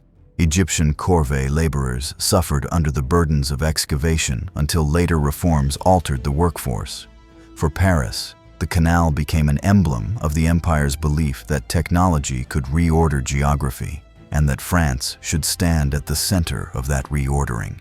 Although the waterway would open later, the years of planning and early digging belonged to the Second Empire's narrative of modern infrastructure tied to diplomatic reach. Across Asia, a string of engagements signaled a more assertive French posture. In East Asia, cooperation with Britain during the conflict, known in the West as the Second War over Trade and Treaties, compelled the Qing court to accept new agreements at Tianjin and Beijing. The result, widened access to treaty ports, legalized the presence of diplomats in the capital, and expanded protections, at least on paper, for missionaries. French officials often invoked the safety of missionaries as a casus for demanding redress after local violence. The strategy mixed faith, commerce, and law in a pattern that would recur, defend nationals, secure commercial clauses, and present the outcome as a civilizing accommodation. Southeast Asia became the most consequential field of expansion under Napoleon the Third. The immediate pretext was the killing of missionaries in the Vietnamese realm, governed by the Nguyen dynasty. Joint Franco-Spanish expeditions seized coastal forts and pressured the imperial court. The Treaty of Saigon, concluded in the early 1860s, ceded to France 3 southern provinces around Saigon and Mai Tho, opened additional ports to trade, and legalized Christianity. The French named the new colony Cochin China, establishing a civil administration under a governor who balanced military necessity with commercial ambition. A few years later, further operations folded additional provinces into the colony, consolidating control over the Mekong Delta. Cochinchina's transformation moved quickly. Saigon's harbor deepened, warehouses rose along new quays, and a grid of streets replaced parts of the old waterbound maze. Rice exports expanded as canals were dredged and levees repaired. Chinese merchant networks, already active in regional trade, adapted quickly to the new regime, handling credit and distribution. The colonial administration introduced a legal code that separated European settlers and Vietnamese subjects into distinct jurisdictions, a duality that simplified control but embedded inequality. Schools taught in French to a small elite, while most rural villages continued under mandarins, who now answered to French residents. The arrangement kept the rice flowing and the peace mostly intact, but it also sowed the seeds of later resistance by excluding the majority from the levers of colonial decision-making. To the west, in Cambodia, the empire pursued influence through treaty rather than conquest. King Norodom, pressured by Siam and by internal rivals, accepted a French protectorate in the mid-1860s. The agreement pledged French protection in foreign affairs and promised assistance in administration and finance, while recognizing the king's internal authority. For Paris, the protectorate secured the Mekong corridor and flanked Cochinchina. For the Cambodian court, it offered respite from neighbors and a counterweight that preserved the monarchy. French residents took an active part in court reforms, mapping revenue, curbing banditry, and pressing for the suppression of slave-raiding practices along frontier zones. In the Pacific, the empire planted a flag on a remote but strategic island. New Caledonia was annexed in the early 1850s, and not long after, the government established a penal colony there. The island offered a harbor en routes to Asia, and in time, mineral wealth. The penal settlement combined punishment with colonization, building roads, farms, and basic facilities through convict labor. Missionary orders, Catholic and Protestant, arrived to evangelize and to mediate between settlers and indigenous Kanak communities. The pattern, administration by a naval governor, missionary influence, and an economy built on a mix of forced and free labor, reflected imperial improvisation as much as imperial design. These overseas commitments carried costs beyond the budget line. Soldiers and sailors spent long tours far from home. The army learned new diseases as well as new tactics. The Ministry of Marine and Colonies had to coordinate transport, supplies, and the delicate etiquette of consular relations in courts from Hue to Phnom Penh to Beijing. Domestic critics asked why taxes should underwrite distant projects, while supporters argued that commerce needed secure routes and that prestige abroad cushioned France in European bargaining. The emperor himself saw foreign commitments as one lever to strengthen the regime's legitimacy, provided they did not tip into quagmires. That proviso would loom larger as the empire later contemplated more audacious ventures. Missionaries stood at the crossroads of piety, politics, and protection. In villages from the Red River Delta to the mountains of Laos, they ran schools and clinics and converted small communities. When local officials or anti-Christian movements targeted them, the incidents traveled by consular pouch to Paris and then into diplomatic notes. The empire learned to convert outrage into policy, demand reparations, insist on local punishments for perpetrators, and extract concessions in trade or jurisdiction. This approach reassured Catholic opinion at home and extended legal footholds abroad. It also created resentment among local elites who saw unequal treaties as an infringement on sovereignty. In all these theaters, the imperial toolkit showed recurring features. Engineers and surveyors came first, mapping coasts, rivers, and roads. Officers who spoke local languages and had a gift for negotiation served in resident posts, balancing velvet and steel. Civil codes and municipal councils appeared in port cities, offering forms recognizable in metropolitan France but tailored to colonial hierarchies. Commerce followed. Merchants from Bordeaux and Marseille opened agencies, insurers wrote policies for cargoes, and banks advanced credit against harvests. The state encouraged this ecosystem, convinced that economic webs could hold political authority in place where garrisons alone might fail. Yet empire management was as much about limits as about reach. In the Levant, France accepted an arrangement that kept Ottoman sovereignty intact. In Algeria, the emperor's talk of a kingdom that respected Muslim customs could not erase settler pressure or administrative ambition. Policies hedged and compromised. In Asia, treaties avoided formal annexation where a protectorate or commercial privileges could suffice. These choices were not purely altruistic. They reflected a calculation that France's resources, though considerable, were not infinite, and that the empire's domestic coalition would tolerate overseas engagement only if it promised returns without endless war. The empire had proven it could build and it could fight. Now it attempted something politically riskier: to win consent through cheaper goods, wider markets, and narrowly framed social rights. The wager was that prosperity would calm political criticism and that carefully limited freedoms for workers would ease tensions without surrendering control. Between the early 1860s and the mid-decade, France moved from guarded protectionism toward commercial treaties, and from outright bans on collective action toward a regulated right to strike. Each step had winners and losers, and each reshaped the coalition that kept the regime afloat. The commercial pivot began with a quiet conversation and a bold signature. Richard Cobden, the English apostle of free trade, and Michel Chevalier, the French economist shaped by Saint-Simonian ideas of industrial progress, met and corresponded until a draft accord took form. The emperor, attracted by the prospect of cheaper raw materials and by the diplomacy of interdependence, approved. The result was the Anglo-French treaty that contemporaries would remember by the names of its chief promoters. It slashed tariffs on many manufactured goods and, crucially, placed duties on a path of scheduled reductions rather than a single shock. It also declared that each side would grant the other most favored nation treatment, ensuring that any later concession to a third country would extend automatically to the partner. That clause mattered well beyond the Channel. Within months, a web of similar treaties spread across the continent, often negotiated by French diplomats or inspired by the example of Paris and London. Belgium, Prussia, within the Zollverein framework, and other states tied their schedules to the new model. What had begun as a bilateral accord became the skeleton of a European tariff settlement that prized gradualism and reciprocity. The empire had not just lowered rates, it had redesigned the method by which states bargained over trade. In doing so, it married economic policy to foreign policy, binding France to partners through predictable rules. The French cabinet sold the turn at home as a bargain for the many, not the few.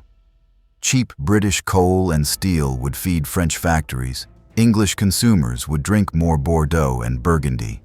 French silk, fashion, and fine machinery would capture niches that mass production alone could not fill. Ministers promised that lower input costs would make finished French goods more competitive at home and abroad, keeping skilled jobs in Lyon, Saint-Étienne, and Paris. Yet the shift also stirred a counter-chorus. Protectionists in Rouen cotton mills and in northern foundries warned of unfair competition and pleaded for longer grace periods. Deputies in wine-growing regions cheered at the prospect of British demand, but fretted over transport bottlenecks and adulteration by unscrupulous middlemen. Eugène Rouhet, the minister who became the treaty's most forceful defender in the Corps Legislatif, framed the choice as national modernization versus provincial fear. He and finance ministers such as Achille Fould argued that the state's job was to cushion adjustment, not to arrest it. They expanded indemnity funds for workers affected by temporary closures, offered credit lines to firms investing in new machinery, and used the prefects to mediate disputes between chambers of commerce and trade unions, where experiments in wage agreements showed promise. This was the empire's governing style applied to economics: directed change, with the administration as conciliator and coach. The results appeared in ledgers and on loading docks. Wine exports to Britain rose as duties fell and marketing improved. Bordeaux firms learned the value of consistent branding and of coordinated shipments that met London's seasonal rhythms. Silk manufacturers found that English markets would pay for pattern and sheen if delivery and quality were reliable. On the import side, cheaper coal allowed more regular furnace schedules in metalworking shops, and British rails laid in France bought time for domestic works to modernize their rolling mills. Not every story was happy. In some textile districts, small masters lost contracts to larger houses that could afford the newest looms and survive thinner margins. In mining, productivity gains came with hard bargaining over wages and hours, sparking stoppages that would test the regime's evolving labor policy. If trade policy furnished the economic plank of a new compact, social policy supplied the political plank.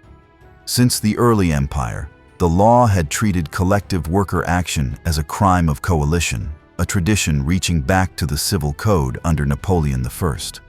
Mutual aid societies were tolerated under scrutiny, but strikes could be broken up and their leaders prosecuted simply for concerted withdrawal of labor. By the early 1860s, ministers recognized that such repression could backfire. It drove negotiation underground, bred bitterness after inevitable defeats, and made prefects spend too much time policing workshops instead of delivering rail projects and schools. A legislative opening took shape. After debate inside the government and careful soundings among employers, the emperor endorsed a law that removed the automatic criminality of strike action while preserving public order and property rights. The statute, associated with the name of Émile Ollivier, even before he entered the cabinet, abolished the offense of coalition. It allowed workers to stop work to press demands, provided they did not use intimidation, violence, or obstruction against those who chose to continue. It kept associations formally illegal as permanent bodies, a line the regime would not cross yet, but it acknowledged that temporary collective action could be a legitimate part of industrial life. The change did not make the state neutral. Prefects still mediated disputes. Police still watched for coercion at factory gates, and courts still punished organizers who crossed the new boundaries. But the legal shift altered incentives. Employers who once could rely on the penal code now had to calculate the cost of stubbornness when a stoppage might stretch into weeks. Workers learned to frame their claims in the language of negotiation rather than of insurrection. A penny more per piece, a shorter day on Saturday, a bonus tied to output. Newspapers reported notable settlements, and model contracts circulated among chambers of commerce as examples to imitate or to avoid. The regime paired this cautious right with encouragement for mutualism. Societies of mutual aid, which paid sickness and funeral benefits, received official charters more readily if they kept minutes, balanced books, and barred political agitation from meetings. Some employers matched worker contributions. Some municipalities provided rooms and small subsidies. Insurance against life's shocks became both a social cushion and a school of citizenship, teaching bookkeeping, rules, and the habit of electing officers. The state approved because such societies built loyalty to order and because they reduced pressure for radical solutions when downturns came. Education for the working and lower middle classes also gained new emphasis, this time with an eye to employability. Technical schools expanded programs in drafting, mechanics, and chemistry.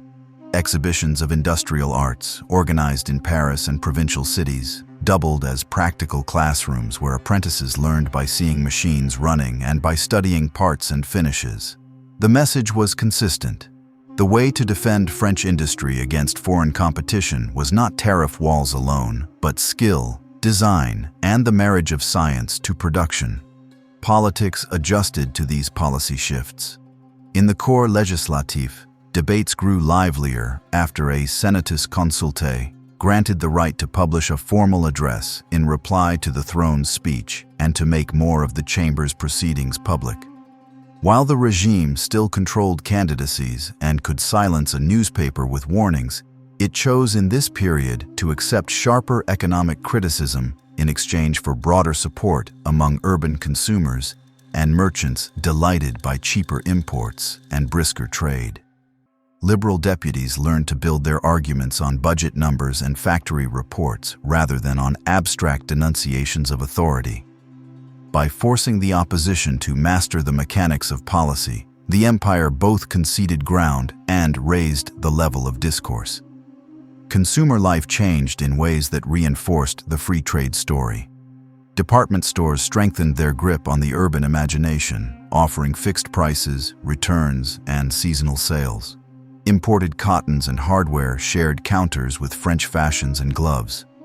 Advertising adopted a new tone, less declamatory, more comparative, confident that buyers understood value across borders. Railway timetables and parcel post services made it practical for provincial households to order tools, textiles, and books that a decade earlier would have required a trip to the capital.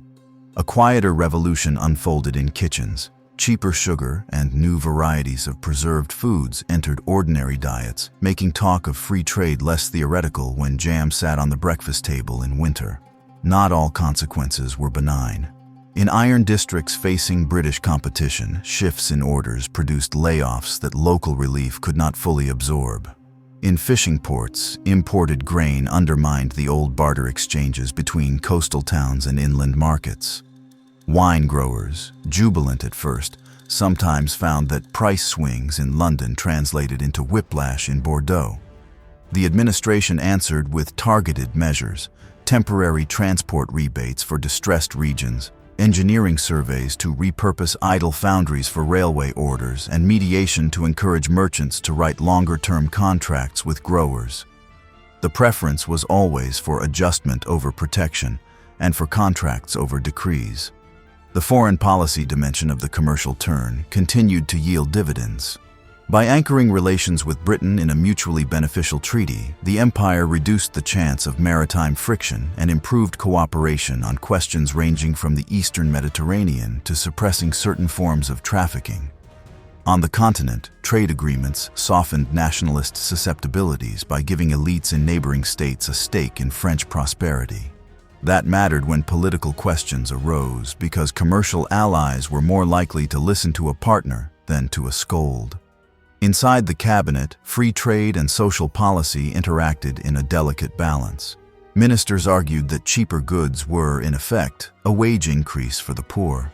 Employers countered that falling prices also lowered their revenues, constraining payrolls. The emperor arbitrated with a simple compass: keep the city quiet, keep workshops busy, and avoid choices that would split Catholics, workers, and small proprietors into hostile camps.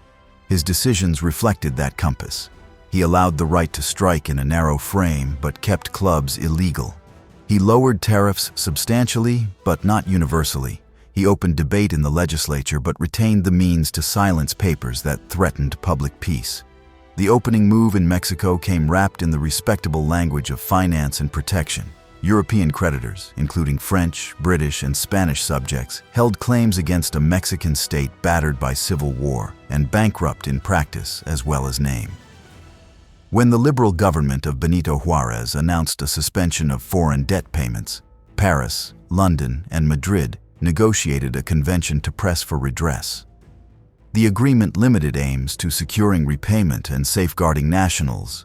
It forbade territorial conquest. On that basis, expeditionary forces embarked and made landfall at Veracruz. Once ashore, purposes diverged. The British and Spanish commanders stuck to the mandate, found Mexico City distant and unstable, and soon judged that pressing deeper inland would exceed their remit. French representatives, encouraged by messages from conservative Mexican exiles and by voices in Paris who dreamed of a Latin Catholic monarchy in the Americas, widened the mission. The argument in the imperial entourage, often voiced by Empress Eugénie and a circle of advisors, was that France could plant a friendly throne that would open markets, check the spread of northern Republican influence, and restore order in a country where alternating regimes had frightened investors and missionaries alike. When British and Spanish forces withdrew, the French remained and marched inland. The first campaign season revealed that Mexico could not be mastered by proclamations. French troops advanced from Veracruz into the highlands, a climb that tested logistics and health alike. At Puebla in early May of 1862, Mexican defenders under Ignacio Zaragoza repelled an assault on well-sited forts above the city. The defeat, remembered in Mexico's civic calendar, signaled that the expedition would require reinforcements and method.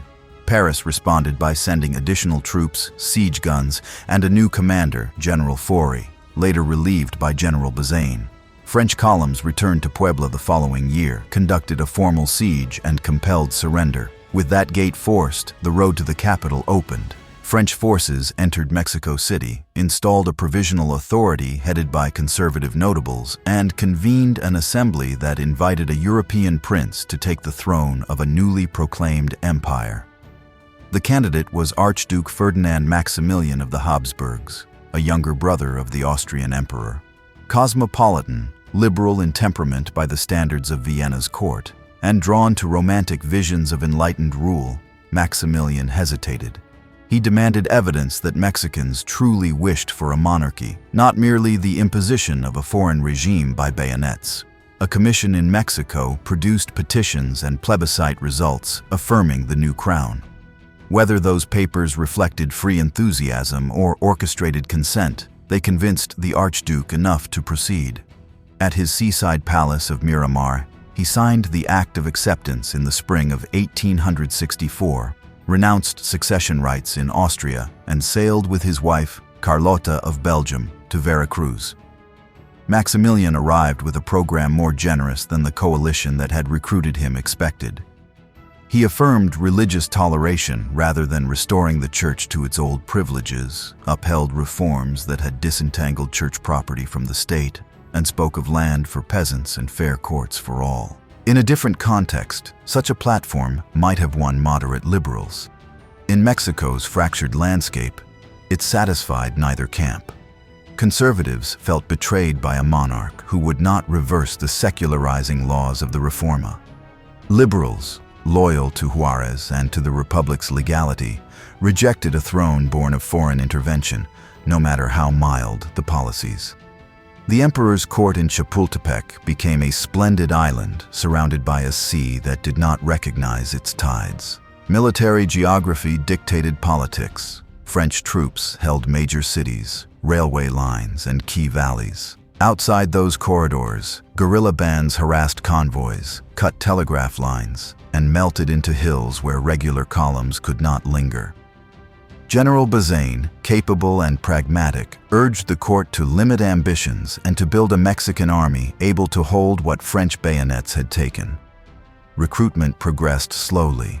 Loyalists could be raised among conservatives and among communities angry at liberal tax collectors, but desertion and divided loyalties plagued units. Foreign volunteers, Belgians, Austrians, and a famous battalion of Zouaves added color and courage, yet could not substitute for a national force. The clock in Washington mattered more than any schedule posted in Mexico City.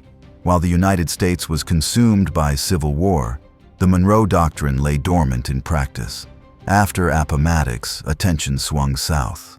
American diplomacy grew firmer and troops shifted toward the Rio Grande in strength sufficient to focus minds in Paris. The message from Washington combined principle and prudence. Foreign-imposed monarchy on the continent would not be tolerated. The French government, reading the balance, decided that further defiance risked a confrontation with a rejuvenated republic rich in manpower and railways. The emperor ordered a phased withdrawal. Each echelon of evacuation lengthened the odds against Maximilian's regime. As French battalions embarked for home, the emperor in Mexico faced a grim choice: reform to win liberals who despised the crown's origin, or harden rule to satisfy conservatives who doubted his nerve. He chose severity in the hope that decisiveness would break the siege of uncertainty. The Black Decree ordered summary execution of captured insurgents. Instead of cowing the Republicans, it steeled them. When imperial forces later captured several leading liberal generals, including the young and daring Tomas Mejia and the more seasoned Miguel Miramon, who had joined Maximilian's cause, the decree's logic returned to the palace door. Carlotta, desperate to rescue the throne, sailed to Europe to plead with courts and to confront Napoleon the Third in person. She argued with passion for renewed support and appealed to the Catholic powers. She found sympathy, but little commitment. In Paris, the emperor, facing strains at home and wary of tangling with Washington, would not reverse the withdrawal. In Rome, the Pope blessed her but could not conjure brigades from prayer. Carlotta's mind unraveled under the pressure. She retreated into seclusion that would last a lifetime, a tragic emblem of the venture's human cost. Maximilian, urged to flee, refused, citing honor and the fate of those who had joined him. He retreated with remaining loyal troops to the stronghold of Querétaro. The siege tightened. Betrayal inside the lines opened a gate, and Republican forces stormed in. A court-martial condemned the emperor and his captured generals. In the city's Cerro de las Campanas, a firing squad ended the Mexican empire that foreign will had raised only a few years earlier. News of Maximilian's execution reverberated through Europe. The empire in Paris, which had helped crown him, now faced a reckoning of reputation. The expedition's costs were substantial and widely felt. The treasury counted francs spent on transport, pay, and supply across an ocean. Families counted dead and maimed returned from fevers and skirmishes. Investors counted losses on bonds and contracts tied to a regime that vanished. The army acquired experience in long-distance logistics and in counterinsurgency at the price of morale. Officers who had argued for limited aims felt vindicated. Those who had dreamed of a Latin empire in the New World fell silent or turned their hopes to other theaters. At home, the political balance shifted. Catholic circles that had championed the intervention felt wounded by the collapse and by the execution of a Catholic prince. Liberals who had warned against overseas entanglements pointed to Mexico as evidence that prestige should be earned by domestic progress and careful diplomacy rather than by transplanting monarchies. Empress Eugenie's reputation among conservative supporters remained high, but critics whispered that her zeal had pushed the emperor into an adventure for which France had little appetite and diminishing means. Napoleon the Third, who had always balanced between audacity and calculation, now appeared to have misjudged both American resolve and Mexican realities. Diplomatically, relations with the United States, though tense, recovered as France pulled out and recognized the Republic's victory. The quick adjustment spared Europe a larger quarrel, yet the episode left a residue of mistrust that would not vanish overnight. In Latin America, the failure confirmed that European-sponsored thrones could not take root in soils already tilled by Republican ideals and defended by local commanders who knew the country better than any imported staff officer. In Vienna and Brussels, grief over Maximilian and Carlotta mingled with unease about French judgment. The Mexican venture also altered how the French public heard words like mission and civilization. The civilizing mission still had force in North Africa and Asia, where trade and limited protectorates seemed to promise returns with manageable risk. But the word empire now carried a cautionary echo. Glory could blur into hubris when it crossed oceans without secure foundations. Pamphlets and salons debated whether France should ever again accept to crown a sovereign abroad. The prevailing answer among pragmatic Bonapartists was negative. Better to seek influence through banks, railways, and treaties than through diadems and distant garrisons. Within the army, lessons traveled in memoranda and mess halls. Officers noted the pitfalls of long supply lines, the need to raise reliable local forces early, and the danger of underestimating guerrilla warfare's corrosive effects on morale and legitimacy. They also observed how decisive external politics could be. An ally's civil war could act as a shield, and its peace as a summons to withdraw. Such reflections would resurface when planners later confronted problems closer to home. For Napoleon the Third, the Mexican failure tightened the political timetable. The empire had invested domestic capital in an enterprise that ended not in a negotiated success, as in the Crimea, nor in an ambiguous armistice, as in Italy, but in a moral and strategic loss. To replenish confidence, the regime would have to show responsiveness at home through reform, or deliver a foreign policy achievement in Europe that did not overstretch resources. The emperor's health, never robust, began to falter more visibly, adding a human fragility to the state's strategic vulnerability. The return of veterans from Mexico coincided with a louder, better organized opposition. Republican newspapers, emboldened by earlier legal softening, linked the costs of the expedition to the need for political accountability. Conservative Catholics, though loyal to the imperial couple, pressed for firmer protection of the Pope and looked warily at any policy that smacked of concession to liberals. In the Corps Legislatif, voices like Adolphe Thiers sharpened their critique, arguing that a regime dependent on plebiscites must consult the nation more regularly and transparently if it wished to avoid future misjudgments. Defeats and victories overseas had rearranged loyalties at home. As the empire moved through the early and middle years of the 1860s, three currents, Catholic, liberal, and Republican, grew more self-aware, better organized, and more confident in public debate. None alone could topple the regime. Together, they forced it to change the way it governed. The result was not a street revolution, but a steady shift in expectations, language, and leverage. The first current, Catholic and often ultramontane in sympathy, rallied around the conviction that France owed the Holy See more than polite protection. The Pope's temporal power had shrunk. The garrison in Rome guarded what remained, but the direction of Italian events felt ominous. Catholic newspapers, such as L'Univers, energized by the pen of Louis Voyot, accused ministers of trimming doctrine to suit diplomacy. They insisted that France must act as eldest daughter of the Church, not as a mere broker among powers. Sermons and pilgrimages drew crowds. Local confraternities raised funds for Rome. Bishops issued pastoral letters that, while avoiding open defiance of the civil power, clearly pressed for a more openly Catholic policy. Two milestones gave this current sharper edges. The first was the encyclical and list of condemned propositions issued by Pope Pius IX in the middle of the decade, a sweeping rejection of modern ideas that touched schools, the press, and the relation between church and state. The document troubled many French Catholics who valued liberty of education and the growing role of lay associations, yet it also supplied a rallying cry against secular encroachments. The second was the convocation of the Vatican Council, announced late in the decade but prepared earlier, which made ultramontane voices more insistent in French politics. Empress Eugénie, sincerely devout, became a focal point for those who wanted the empire to tie its legitimacy more tightly to Catholic defense.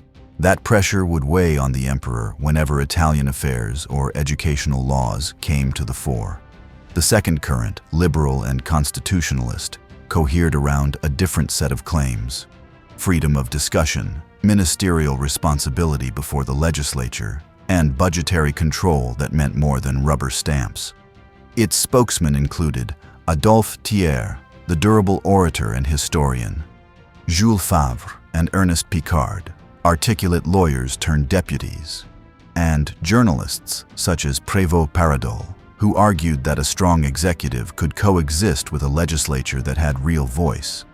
These men did not seek to resurrect the parliamentary intrigues of the July monarchy.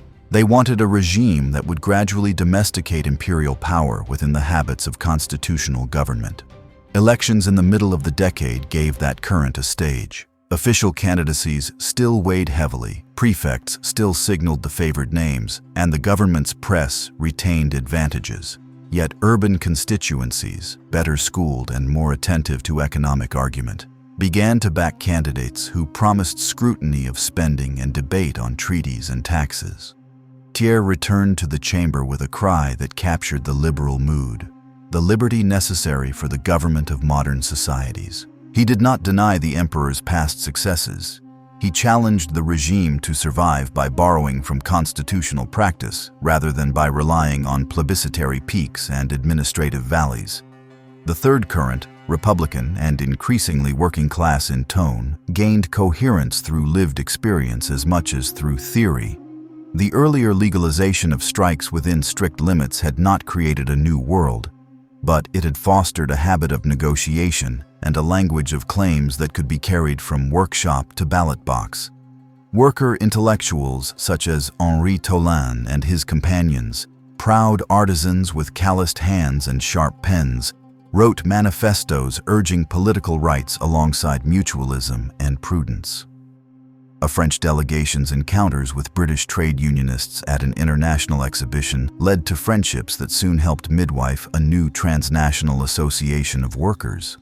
French sections of that association operated cautiously under police eyes, but their very existence showed that the social question now had cross-border dimensions the empire could not manage by prefects alone. These currents collided and combined in local controversies that taught all sides new reflexes. In Paris, Baron Haussmann's proud balance sheets and boulevards had made administration visible. They also made numbers debatable. Opposition deputies demanded audits of municipal debt, questioned expropriation practices, and linked the price of stone to the price of silence in the press.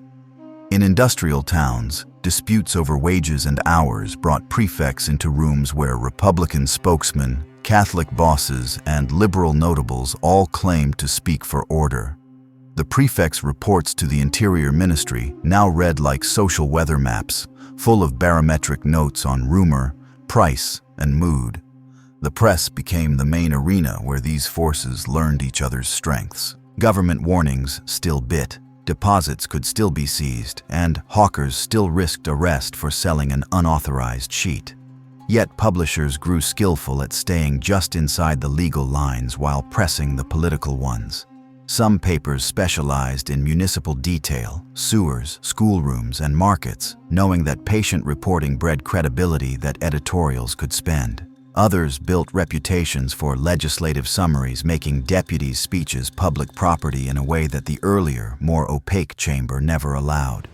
Liberal journals published serialized essays explaining budgets and treaties in plain language, teaching readers to argue like parliamentarians. Republican writers used satire to whisk away the grand words of power and bring policy down to daily consequences. Catholic newspapers learned to marry piety with investigative zeal, printing letters from Rome alongside factory stories and hospital appeals. The government faced a choice: crack down and risk transforming critics into martyrs, or adapt and risk normalizing a more argumentative public life. Ministers tried a middle path. They issued fewer blanket bans and more targeted warnings. They permitted meetings that could be policed and forbade those that smelled of street theater. They allowed the legislature fuller transcripts and a little more space to question ministers without surrendering the essential principle that ministers answered to the emperor first. The result was a new kind of tension, no longer simply between the state and revolution, but between the state and a society that had learned to speak in paragraphs rather than in barricades. Foreign events pushed the maturation along. The Mexican venture's cost and its unhappy end convinced many notables that the government needed more open counsel before embarking on distant enterprises. Italy's stormy unification kept Catholic nerves raw, compelling the regime to explain again and again how it could protect the Pope while respecting a neighbor's nationhood. Each explanation, however well-crafted, drew the empire into public argument on terms set not by ceremonies but by facts. Troop numbers in Rome, budget lines for the garrison, diplomatic notes to Turin and Vienna. The more the government argued, the more the opposition learned where files were kept, which offices made which choices, and how to build cases that stung without crossing the legal red lines. Within the chambers, personalities mattered. Émile Ollivier, once a Republican by temperament and a critic by habit, began to argue that the empire could evolve into a constitutional system if given honest partners. He urged the emperor to loosen the restraints on the press and the legislature, promising that a freer public life would channel discontent into debate. Adversaries called him a convert, seduced by office. Allies praised him as a bridge between camps that did not yet trust one another. His rise would mark the next phase. In these years, he was still testing arguments and counting votes. Beyond Paris, provincial France acquired a louder voice.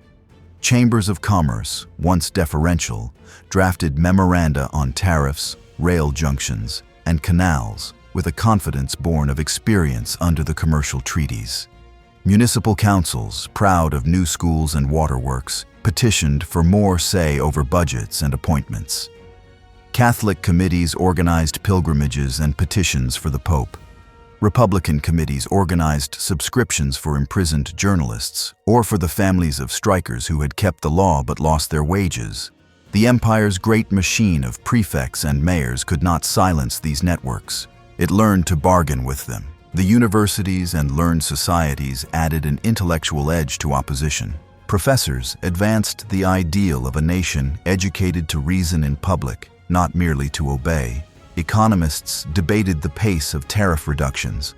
Legal scholars wrote treatises on the responsibility of ministers and on the right of assembly. Student circles in Paris and Lyon argued late into the night about individual rights and national strength, and some of their leaders later graduated into the editorial rooms or the law courts where ideas meet consequences. The government watched closely, wary of turning lecture rooms into theaters of defiance, but also conscious that modern power demanded modern minds. Religious life itself was not a monolith. Alongside fiercely ultramontane voices, A cohort of liberal Catholics tried to reconcile loyalty to Rome with acceptance of contemporary liberties. They supported freedom of education and press on grounds of conscience rather than utility, and warned that excessive policing of thought would weaken faith rather than protect it. Their journals adopted a courteous tone that made them congenial partners for liberal constitutionalists, even as ultramontanes scolded them for softness. The argument inside Catholicism mattered politically because it offered the emperor paths to reassure pious supporters without binding policy to the hardest edges of doctrine. All these developments strained the earlier formula that had carried the empire through its first decade. Prosperity plus administration equals acquiescence. Prosperity still mattered and administration still delivered, but acquiescence had thinned into conditional consent. Voters wanted to see ministers answer questions in public, not only deliver results in private. Workers wanted bargaining without criminalization. Bosses wanted predictable law without surprise decrees. Catholics wanted tangible protection for the Pope. Liberals wanted guarantees for newspapers and meetings. Republicans wanted the right to organize for an alternative. None of these demands was a call to insurrection. Together they pressed the regime toward rules rather than improvisations. The empire's second decade opened a new chapter at home. After years when administration carried most of the political weight, the government began to shift from managing consent to negotiating it. The change did not arrive as a single proclamation. It unfolded through a sequence of legal adjustments, administrative relaxations, and public habits that slowly turned the regime into something closer to a constitutional system, even as the executive kept the helm. The watchwords were responsibility, publicity, and participation. The first signal came with a senatorial act that expanded the legislature's role beyond voting budgets, already decided elsewhere. Deputies gained the right to address the throne with a formal reply at the start of the session and to question ministers in a way that could not be brushed aside as mere theatrics. The power to interpolate, limited, framed by rules but real, changed the temperature inside the chamber. Ministers who once read prepared statements now faced follow-up questions. Deputies who once spoke only to their constituents now spoke to the nation. Publicity was the companion reform. Transcripts of debates appeared with greater speed and fuller context. Newspapers could print arguments nearly in real time instead of relying on fragmentary summaries. Readers learned the names of budget lines, the titles of bills, and the positions of men who would soon campaign for or against them.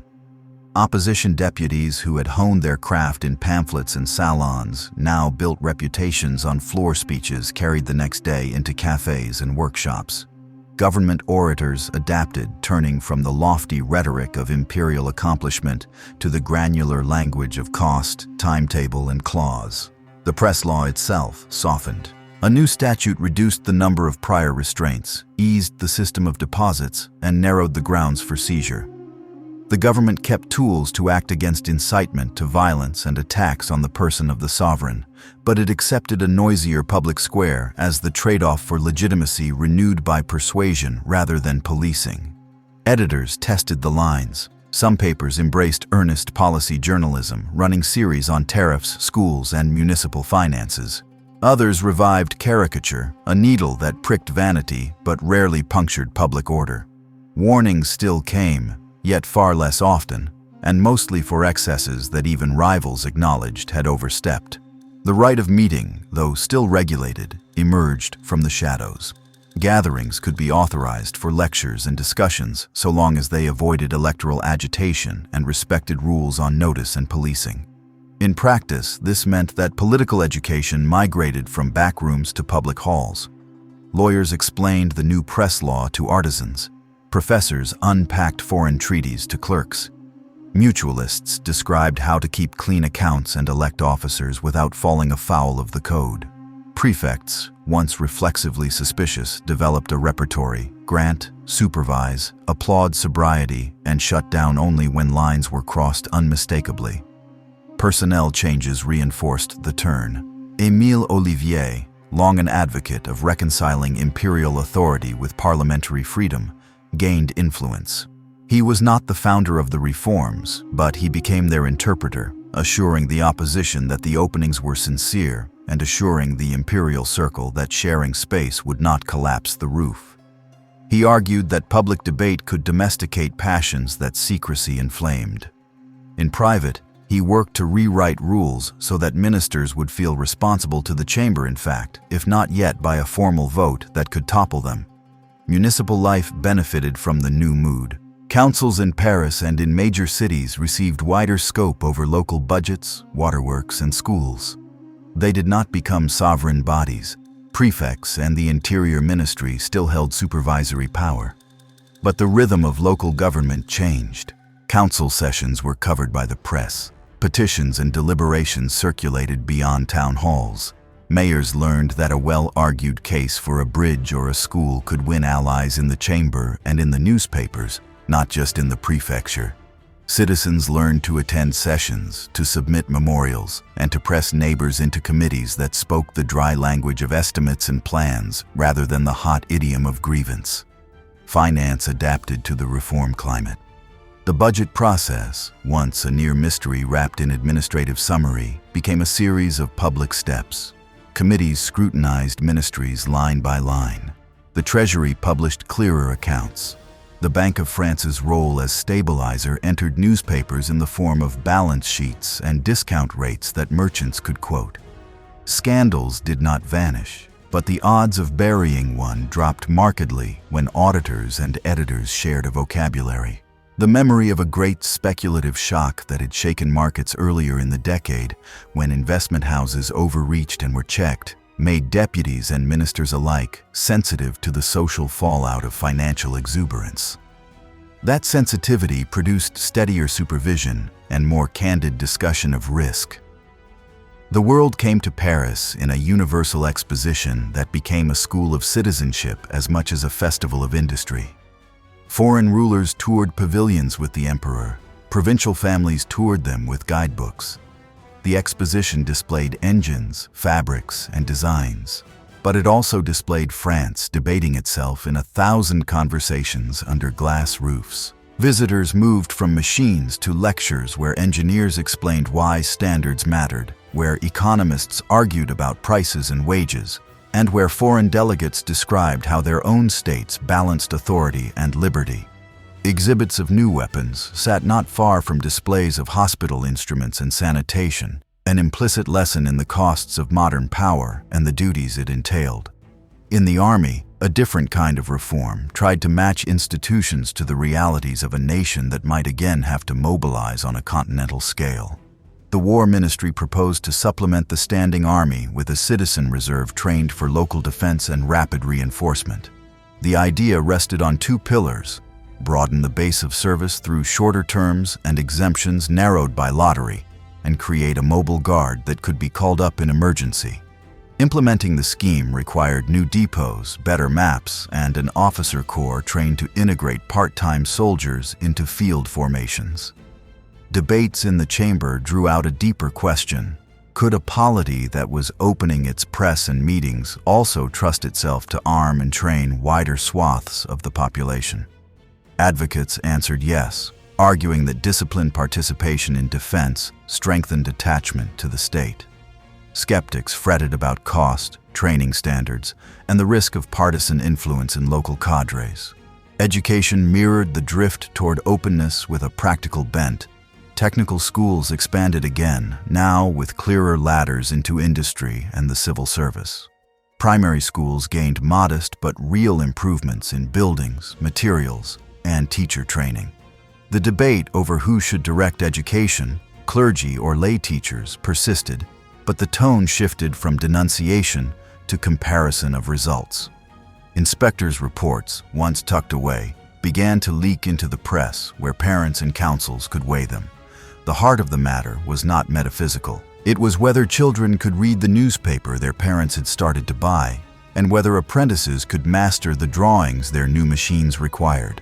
Labor relations took a quieter but meaningful step when authorities signaled that recognized mutual aid societies might coordinate across trades and cities for limited purposes without being treated as illegal political clubs.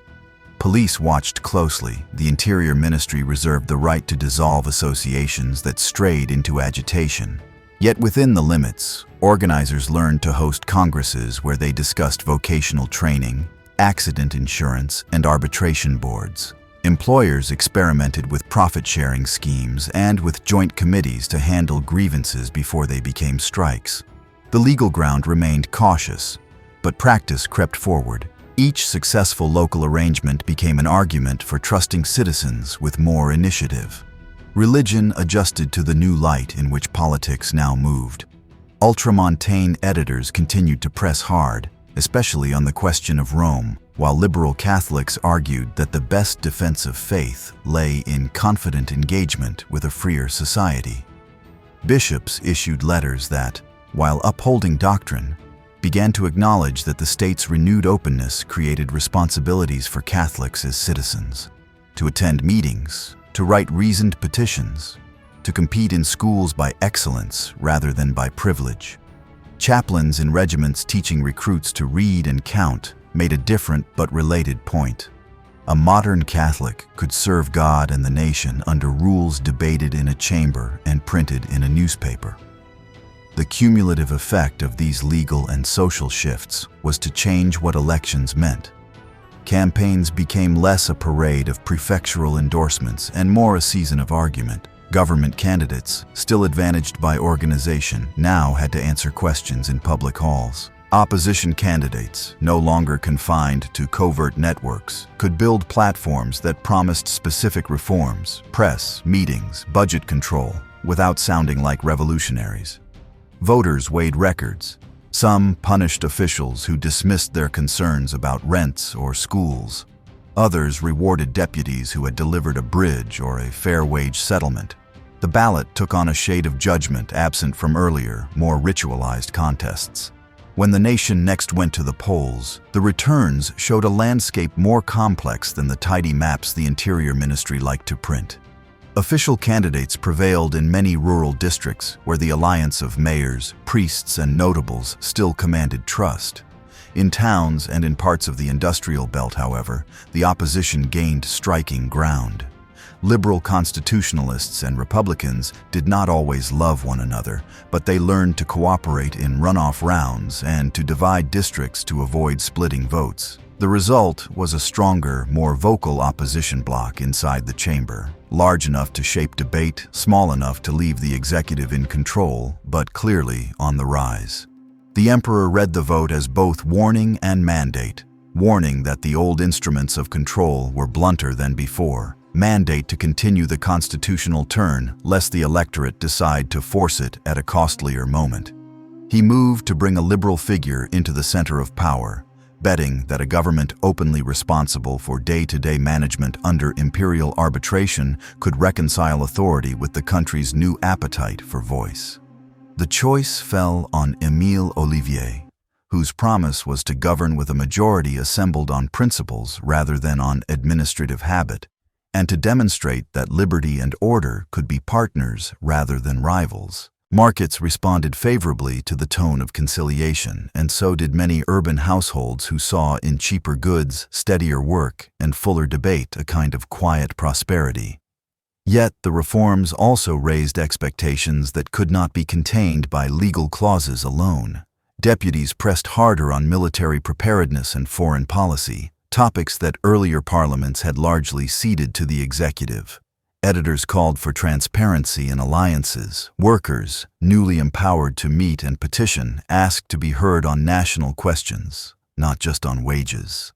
The state had opened doors. Now it found citizens coming through with lists longer than anticipated. The Second Empire's hardest test began not with Parisian crowds or colonial intrigues, but with quiet decisions taken in Berlin. In the middle and later years of the 1860s, a trio in Prussia, Otto von Bismarck in politics, Helmuth von Moltke in operations, and Albrecht von Roon in organization, used limited wars, fast mobilization, and careful diplomacy to redraw the map of Central Europe. Each move narrowed France's room to maneuver. By the time Paris grasped the scale of the shift, a new German power stood almost at the French frontier, disciplined, confident and prepared. The opening scene lay far from the Rhine, in the duchies of Schleswig and Holstein. A dispute over succession let Denmark claim fuller control just when German opinion insisted on the rights of German-speaking communities.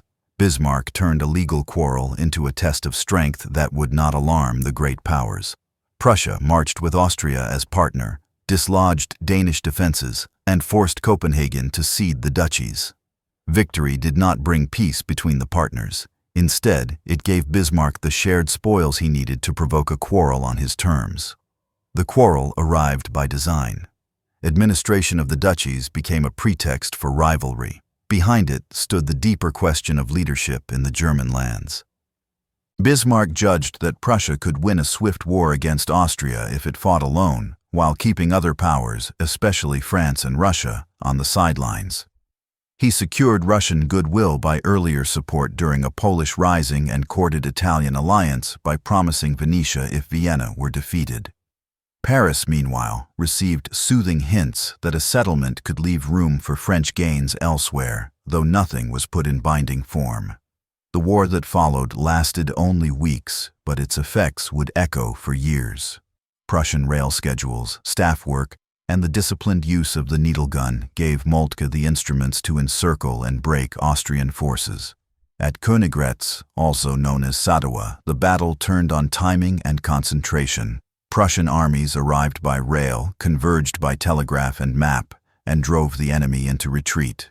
The peace that followed, concluded at Prague, was merciful in tone, but radical in effect. Austria was pushed out of German affairs. Prussia annexed several northern states that had sided with Vienna and formed a North German Confederation under a federal constitution with the King of Prussia as its president. From Paris, the speed of events was unsettling. Napoleon the Third had imagined that France might arbitrate among the Germans, extracting compensations that would secure prestige and perhaps the frontier. Instead, Bismarck offered only vagueness, then proceeded without French assent. In the late summer and autumn after the war, French diplomacy probed for recompense. Ideas ranged from the left bank of the Rhine to parts of Belgium or Luxembourg. Nothing solid came.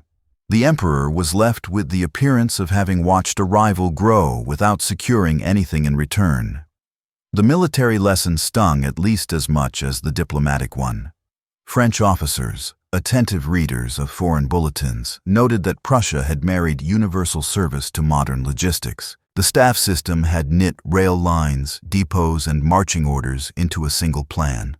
France, proud of its professional army and its colonial experience, suddenly looked short of trained reserves. The War Ministry pushed reforms. A new conscription law, associated with Marshal Ney, aimed to widen the base of service by shortening time with the colors and creating a national mobile guard to support the active army. Budget politics blunted the edge of the plan, and training standards proved uneven, but the recognition stood. France would need depth as well as elan. Rearmament debates followed. The chassepot rifle entered service, a fine weapon with long reach and accuracy. Artillery reforms lagged. While Prussia embraced steel breechloaders from the Krupp works, French batteries largely retained bronze guns that, though rifled, were outclassed in range and rate. To compensate, the ministry nurtured a secret, the mitrailleuse, a multi-barrel weapon intended to surprise an enemy and rake assaults at distance. Kept under wraps, rarely exercised in open maneuvers, it promised much and trained little. The imbalance would matter later, but in these preparatory years it served mainly as a symbol of hope in hardware. Diplomacy offered a second chance to recover prestige, and Bismarck again made the weather. In the spring of the year after the Prussian victory over Austria, the small Grand Duchy of Luxembourg became the flashpoint. The ruler of the Netherlands held Luxembourg in personal union and, tempted by Prussian interest, considered selling the fortress to Berlin. To French opinion, the idea of Prussian troops ensconced at a fortress that guarded the routes toward the Meuse and Moselle was intolerable. Napoleon the Third floated the notion of purchasing Luxembourg instead, a move that might at least turn the crisis into a French gain. German nationalists roared, Paris bristled. Europe edged toward war neither capital desired. A conference in London offered a ladder down. The powers agreed that Luxembourg would be neutralized, its fortress dismantled, and its independence guaranteed. Prussian troops withdrew. France gained no territory but stopped the advance of a rival to its very doorstep. The result was a draw that felt like a warning. Bismarck had tested French resolve without firing a shot, learned how far Paris would go, and kept his confederation intact. Napoleon the Third had avoided war while domestic reforms were incomplete, but he had nothing concrete to show voters who measured foreign policy by lines on a map. The emotional ledger in France now balanced pride in domestic liberalization against anxiety over strategic position. Inside the corps legislatif, deputies asked sharper questions about alliances and mobilization. The War Ministry tightened organization, updated maps, and tried to speed construction of forts on vulnerable fronts. Railways were tasked to plan for wartime timetables that would deliver corps to frontier stations without chaos. Reserve lists were checked and rechecked. None of this drew headlines like a treaty or a victory parade, but thoughtful observers sensed the stakes. Bismarck did not pause. He consolidated the North German Confederation with a constitution that gave the federal chancellor broad powers under a parliament elected by universal male suffrage. The arrangement was both liberal in appearance and monarchical in essence. It gave Bismarck a platform to claim popular legitimacy while he steered policy from the top, much as Napoleon the Third had done earlier in Paris. Yet the Prussian version sat atop a union of states that could be welded into a nation if southern Germany could be drawn in. That was the long game. Unite Germans under Prussia and present France with a single formidable neighbor. Southern Germany, however, was not a passive field. Bavaria, Württemberg, Baden, and Hesse-Darmstadt valued traditions and kings. Catholic opinion there looked to Vienna and to Rome. Bismarck proceeded by threads, not chains. He concluded military conventions with southern states, synchronized railway planning with northern timetables, and encouraged customs arrangements that made economic life flow more naturally along German lines than across the French frontier. He left political union formally incomplete, aware that a premature push could trigger French intervention or southern backlash. In Paris, the emperor's circle searched for a counterweight. Some suggested a Latin bloc with Austria and Italy, but Vienna was nursing its wounds and watching Berlin. Rome remained a sore point between Paris and Turin.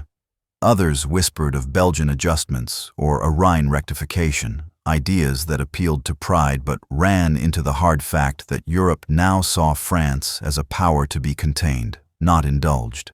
The foreign minister, Benedetti, pursued conversations that touched on hypothetical trades and mutual guarantees. One draft concerning Belgium would later explode into scandal when Bismarck, at a moment of his choosing, made it public to cast Paris as a plotter. For now, those papers remained in drawers, but the drift was unmistakable. France wanted compensation. Prussia preferred facts on the ground. Public opinion in France absorbed these changes unevenly. The liberal turn at home made the press livelier and the chamber bolder. Newspapers covered German affairs with maps and summaries that taught readers the names of places they had never before noticed. Editorials maintained that France could still deter adventurism if reforms succeeded and alliances were tended. In cafes and barracks, less patient voices asked bluntly whether the empire still knew how to win something abroad. The Mexican shadow had lengthened, the Italian glow had faded, the Luxembourg outcome felt thin. The emperor, conscious of his health and of the domestic coalition he had just widened through reform, favored prudence. He understood that a war undertaken at the wrong time, for the wrong object, could undo both the liberal experiment and the material gains of the past decade. Meanwhile, events beyond France's control continued to align with Bismarck's timetable. In the Iberian Peninsula, a revolution toppled Queen Isabella, opening the question of a new dynasty for Spain.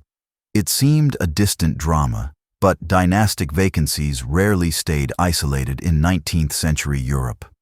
To the north, Prussian diplomacy kept relations with Russia friendly, and with Britain correct. London's merchants welcomed a larger German market. Its statesmen valued balance and disliked sudden French moves that might disturb it. Paris found that every path toward leverage crossed a bridge guarded by British skepticism or Russian indifference. Inside the French army, the reformers worked against the clock. The Garde Mobile, conceived as a national reserve, began to take real shape on paper and in scattered drills, but uniform equipment, trained cadres, and modern depots required years that events might not grant. The chassepot rifle rolled out more broadly. The mitrailleuse remained a guarded secret, exercised by select crews away from prying eyes. Fortification projects around key frontier cities progressed, though slower than engineers wanted. The general staff improved, but it could not replicate overnight a Prussian system built patiently since the earlier decades of the century. The diplomatic culture of the two capitals diverged. Paris preferred written understandings with ceremonial signatures, believing that a clear document could frame expectations. Berlin preferred fluid conversations that kept options open and adversaries guessing. When France asked for assurances, Bismarck offered courtesy. When France hinted at compensations, he replied with sympathy and delay. Each exchange bought him time. Each delay let railways be linked, treaties signed within Germany, and officers trained under a common doctrine. A final episode before the storm revealed how finely Bismarck judged thresholds. After the Luxembourg settlement, he resisted provocations that would unite French parties against him. Instead, he waited for an opportunity that would make France appear the aggressor in the eyes of Europe. That opportunity began to form when the Spanish throne sought a candidate from the Hohenzollern house. The prospect that a Prussian-related prince might sit in Madrid gripped Paris with alarm, for it suggested encirclement by kinship if not by treaty. The question, once whispered, would soon dominate dispatches. A vacancy on a distant throne set the final pieces on the European chessboard. In Spain, the revolution that unseated Queen Isabella left a crown without a wearer.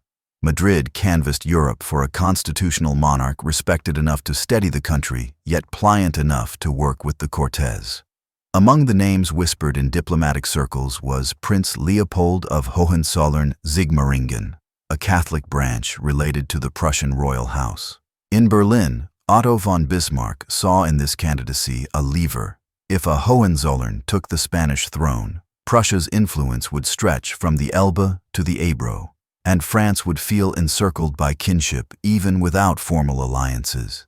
King William I hesitated. He did not seek to provoke Paris, and the Spanish offer arrived with complications at home. But Bismarck pressed patiently, sketching the candidacy as a Spanish solution to a Spanish problem. In Paris, the prospect triggered alarm. A Hohenzollern in Madrid looked less like domestic Spanish housekeeping and more like a strategic pincer. The French government, now led in the chamber by Émile Ollivier, with the emperor moving toward a constitutional posture, felt the tug of public opinion and the sting of recent diplomatic frustrations. The foreign minister, the Duc de Gramont, rose in the Corps Legislatif with stern words. France would not tolerate a Prussian prince on the Spanish throne. Diplomacy turned into theater. Paris demanded assurances not merely that Prince Leopold would step aside, but that the Prussian crown would guarantee the candidacy would never return. That word, never, mattered. It asked Berlin to bind its future choices to French comfort. The French ambassador, Vincent Benedetti, traveled to the spa town of Ems to press the demand directly upon King William I. Meanwhile, under pressure that mixed Spanish practicality with French warnings, Prince Leopold withdrew his acceptance. On paper, the immediate cause of tension evaporated. In practice, the French cabinet had moved the goalposts and now required a permanent renunciation to claim success at home. At Ems, the exchange between the ambassador and the king was courteous. William I confirmed the withdrawal and declined to offer an eternal promise about future candidacies. He then informed Bismarck by telegram of the interview. The message, in its original tone, described a restrained encounter ending with mutual politeness. Bismarck recognized an opportunity. He edited the text for public release, tightening the phrasing so that it appeared the monarch had refused further discussion and had dismissed the ambassador abruptly, while the ambassador seemed to have pressed improper demands. The altered dispatch, published in Berlin and quickly relayed across capitals, struck Paris like a slap. Perception, not detail, drove the next hours. French newspapers and salons read the M's version as a deliberate humiliation. In Berlin, national pride surged at the image of a king who would not be hectored. What had been a solvable tangle over a candidacy hardened into a test of honor. In the chamber, Émile Ollivier declared that the government accepted the responsibility of war with a light heart. Words that his critics would later quote against him, though he meant resolve rather than frivolity. The emperor, ill and aging yet attentive to the winds of opinion, chose to lead the nation into a conflict his ministers believed could be contained by swift action and limited aims. On the 19th of July in the year 1870, France declared war on Prussia. The hope in Paris was that a rapid movement across the frontier would seize favorable positions, draw southern German states into neutrality, and let diplomacy follow early successes. Instead, the very act of declaration gave Bismarck what he wanted. The southern kingdoms saw France as the aggressor and rallied to the North German Confederation. Treaties already prepared slid into effect. Rail timetables long drafted sprang to life. Moltke set 3 German armies in motion with a precision that reflected years of staff labor. One in the north through the Palatinate, one in the center toward the Saar and Moselle, and one in the south edging along the Vosges and the Rhine. France's opening moves exposed weaknesses that parliamentary debates and reform bills had not yet cured. War Minister Edmond Leboeuf assured deputies that everything was ready, but depots reported shortages, uniforms and boots lagged arrivals, and reserve lists that looked tidy in ledgers proved ragged in practice. The newly fashioned National Mobile Force existed on paper and in scattered drill grounds. It was not yet an army. Railheads at Metz, Strasbourg, and Chalon filled with men and caissons, but coordination faltered as units searched for missing wagons, stray horses, and orders revised by the hour. The chassepot rifle, a fine weapon, reached many regiments, but the artillery park remained dominated by bronze guns that could not match the range and tempo of Krupp's steel breech-loaders. The mitrailleuse awaited its moment, attended by trained crews but shrouded in secrecy that had limited practice in combined arms. Command decisions compounded logistical strains. The High Command debated offensive thrusts versus a defensive concentration. The Emperor, suffering and indecisive, oscillated between plans. Marshal Bazaine and Marshal MacMahon commanded the principal field forces, with General Frossard and others leading corps under them. An early raid across the frontier reached Saarbrücken and briefly hoisted the tricolor, a gesture more symbolic than strategic. The German advance, steady and massed, soon pushed back. Skirmishes along the Saar became hard blows at Wissembourg and Wörth, where MacMahon's army, outnumbered and outgunned, fought with courage but yielded ground under hammering artillery and well-timed infantry assaults. Diplomatic isolation tightened the vice. Britain chose neutrality and urged restraint, seeing no British interest in backing a French offensive. Russia appreciated Prussia's deference during earlier crises and held aloof, content to watch a rival of Vienna grow stronger while France faced the consequences of its declaration. Austria nursed its wounds from Sadowa and declined to move without British cover. Italy weighed a price for support, Rome, and found Paris unwilling to withdraw the garrison that shielded the Pope. In effect, France faced a German coalition alone, with only sympathy and platitudes from the chancelleries that counted. At home, the mood shifted from martial enthusiasm to watchful concern. The liberalization of recent years had trained citizens to follow policy in detail. Newspapers printed maps and dispatches. Cafes argued over corps movements. Families scanned lists of wounded and dead. Empress Eugénie, acting as regent in the capital when the emperor took the field, oversaw routine government with steadiness, but she could not alter the facts at the frontier. The chamber voted credits and kept debate within the bounds of unity, while journalists who had learned to scrutinize budgets now turned their skills on communiques and war bulletins. German operations demonstrated the payoff of preparation. Moltke used railways to feed his armies from the interior and to concentrate force faster than French commanders could respond. Staff officers, trained to exploit telegraphy and shared map conventions, adjusted axes of advance within days. Artillery, massed and quick, punished French positions before infantry closed. When French units counterattacked, the German line flexed and absorbed the blow, then replied with converging fire. The combination of organization, technology, and doctrine did not erase the courage of French soldiers, but it turned valor into attrition rather than victory. Inside the French command, friction grew. Reports reached headquarters late. Orders went out unclear. Corps missed rendezvous by hours that mattered.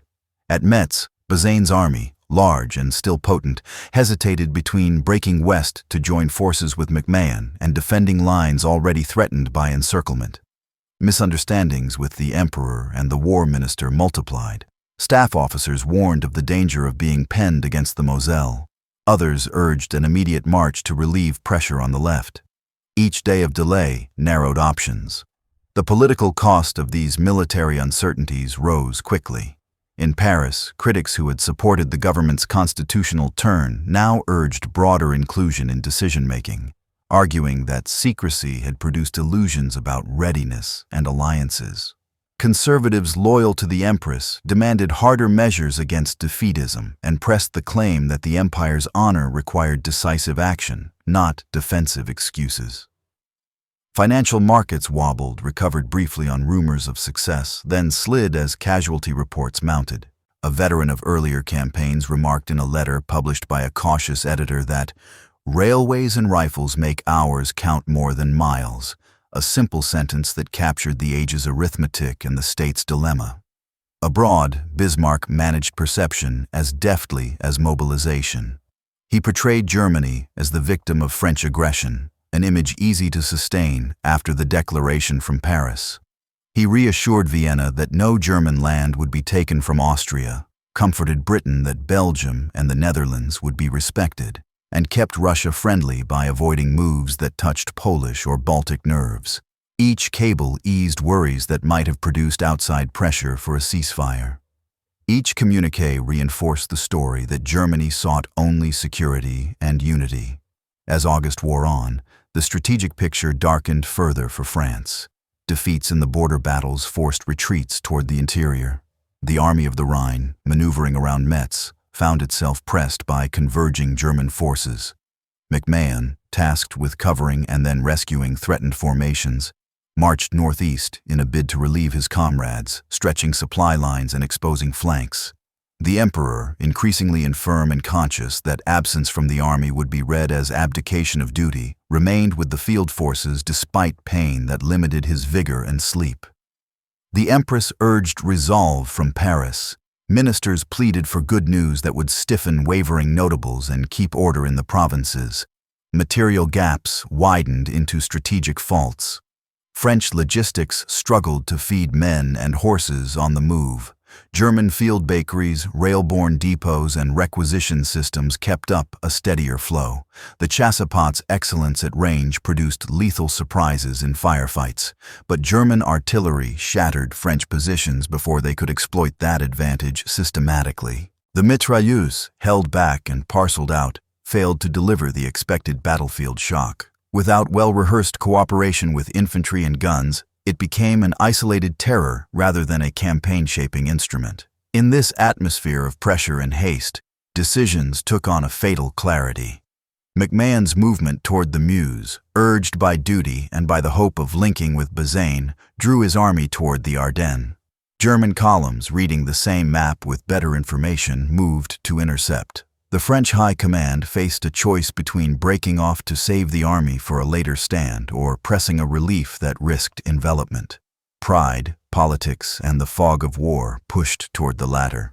Town names that had been dots in gazetteers, places like Beaumont, Beaumont-en-Argonne, and Sedan, now appeared in orders and dispatches with a weight they had never carried. The march toward the Meuse turned a troubled campaign into a decisive disaster. Marshal MacMahon, seeking to relieve the army bottled near Metz, steered his forces northeast through wooded hills and narrow roads, a route that promised junction if time favored France and ruin if timing failed.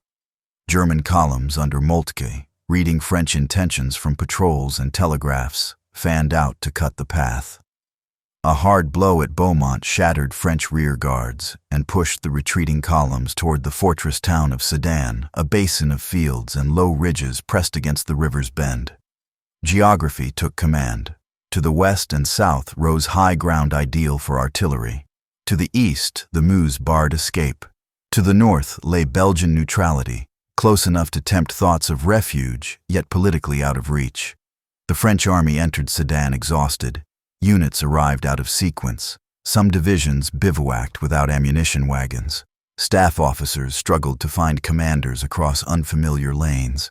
The emperor, weakened by illness but conscious that absence would look like abdication, joined the army with a small staff, adding symbolism without improving command. Decisions that night were contested and late. Some urged an immediate breakout westward before German forces sealed the ring. Others argued to stand on the hills and fight a defensive battle under the fortress guns. While the debate continued, German batteries and infantry closed the gaps.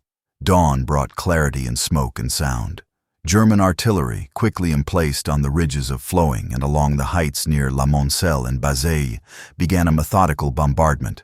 The guns, breech-loading steel pieces served by well-drilled crews, opened at ranges the French bronze batteries struggled to match. French infantry, armed with the excellent chassepot, inflicted painful losses wherever German battalions pressed too boldly. Yet the shape of battle favored the side that could reposition weight by road and signal. Hour by hour, more German guns joined the chorus, and French positions buckled under crossfire. On the French right near Bazeilles, blue-coated Marines and line infantry fought house by house against Bavarian regiments. Flames rose as shells set timber and thatch alight. The street fighting seesawed through morning into midday. The defense delayed the encirclement but could not reverse it. To the north, around Flowing, repeated cavalry charges sought to break the tightening noose. Squadrons of cuirassiers, helmets gleaming, rode into stormfire in attempts as gallant as they were hopeless against massed rifles and guns. Their sacrifice bought minutes, not escape. Inside the town and beneath the fortress walls, confusion thickened. Orders conflicted. Columns that tried to move west found roads choked or already swept by artillery. A bold thrust might still have cut open a lane toward Mézières in the earliest hours. By mid-morning, the window had all but closed. Shells fell among crowded streets where non-combatants huddled. The emperor rode forward at moments, seeking to steady formations. Witnesses reported him pale, stooped, but resolved to share the army's fate. His presence could not conjure a plan equal to the trap. By early afternoon, the encirclement was complete. From ridge to ridge ran a ring of guns. German infantry pressed in, wary of close assaults where the chassepot still ruled, content instead to punish any concentration with iron. French units, bled and scattered, drifted back into the town basin. Command cohesion disintegrated. Messages to corps headquarters took hours if they arrived at all. Columns that tried to mass for a final push were raked before they could form. Ammunition ran low in several sectors. The fortress guns fired bravely, but without the reach to silence the encircling batteries. At that point, the battle's logic turned political. Each additional hour promised only more dead, more shattered battalions, and little hope of a breakout. The sovereign's capture would be a humiliation. His death might ignite civil war or foreign adventurism. Under such arithmetic, Napoleon the Third sent a message through the lines seeking to suspend the slaughter. King William I received word at his forward headquarters. Bismarck and Moltke counseled uncompromising terms. The sovereign of France agreed to surrender with the army trapped at Sedan. No negotiated passage to Belgium, no withdrawal under parole, only capitulation. The scene that followed carried weight far beyond tactics. At Donchery, and later at a nearby chateau at Bellevue, The emperor and the Prussian king exchanged formalities. There was respect in the gestures, but the fact remained: the Bonapartist regime's supreme symbol had become a prisoner of war, the instrument of plebiscites and public works. The arbiter who had promised to reconcile order and prosperity now signed a letter addressing his conqueror as an equal monarch while admitting defeat. For Bismarck, the victory in the field was matched by a triumph in narrative. France, not Prussia, had declared war. Germany had encircled and captured a hostile army and its sovereign. Southern German states stood within the same victorious line. The diplomatic harvest that would follow was already seeded in that perception. News traveled with devastating speed. In Paris, where readers had grown used to following policy in transcripts and to comparing budget lines in newspapers, the lists of regiments lost and the rumor of the emperor's capture landed like a thunderclap. Crowds gathered at the Corps Legislatif, at newspaper offices, and along the boulevards. Deputies who had defended the empire's liberal turn found themselves without a regime to defend. Conservatives demanded a regency under the empress. Republicans argued that the disaster demonstrated the bankruptcy of personal rule. The chamber's majority hesitated, torn between legal continuity and political reality. The hesitation proved fatal to the empire. On the 4th day of September, Paris proclaimed the Republic. Crowds surged into the Palais Bourbon. A group of deputies crossed to the Hôtel de Ville and announced a government of national defense. Names that would dominate the next months stepped forward: Jules Favre for foreign affairs, Léon Gambetta with a voice that could fill squares and send courage across provinces, General Trochu as military governor of Paris. Empress Eugénie fled into exile with help from loyal servants and foreign friends. The Bonapartist edifice, built on mass votes, administrative discipline, and carefully staged prestige, fell in a day once the army that anchored it dissolved. Across the country, the news cut different ways. In some towns, notables organized loyal committees promising to maintain order under the new republic. In others, municipal councils sent addresses pledging men and money for the national defense. Prefects, the mainstays of imperial authority in the departments, faced an immediate test of allegiance. Some resigned, others offered their services to the new government. Telegraph offices that had once carried circulars from the Interior Ministry now transmitted decrees from the Hôtel de Ville. The machinery of state did not vanish. It changed masters with a speed demanded by war. The German armies did not pause for constitutions. Moltke turned his columns toward Paris, aiming to close a siege before autumn rains made fields impassable and before provincial France could mobilize a serious relief. Bazaine, shut up with the Army of the Rhine at Metz after failing to break west, sat under a tightening ring that kept a large French force out of the campaign. The government of national defense confronted a brutal ledger: one field army captured at Sedan, another tied down at Metz, fortresses falling in the east, enemy columns marching on the capital. Diplomacy offered little immediate relief. Jules Favre declared that the Republic would not cede a stone of territory, nor a single franc of indemnity. Bismarck measured power, not phrases. The shock of Sedan, nevertheless, revealed reserves that the empire had not fully tapped. In Paris, workshops redirected to armaments. Neighborhood committees organized watch schedules and soup kitchens. The National Guard swelled with artisans and clerks who now bore rifles under elected officers. Provinces began to raise new armies, trained hastily by officers loyal to the Republic or simply loyal to France. Gambetta would soon leave the capital by balloon to coordinate resistance from Tours, a gesture that bordered on the romantic but served a precise administrative purpose: to link scattered depots, prefectures, and rail yards into a war effort, despite the enemy ring around Paris. For Napoleon the Third personally, Sedan marked the end of authority. Sent to captivity in Germany, he bore the humiliation with a reserve that some observers, even among opponents, noted without mockery. In the letters that soon reached Europe's courts, he asked that the wounded be cared for and said little about the politics he could no longer shape. His son, the Prince Imperial, accompanied his mother into exile. Bonapartism as a living regime exited the stage. As a memory and a future claim, it persisted, but that belongs to later chapters. The collapse of the empire altered not just the name of power, but the calculus of war. Bismarck, initially cool to negotiating with a provisional government, recognized that France might continue the fight beyond a lost battle and a fallen dynasty.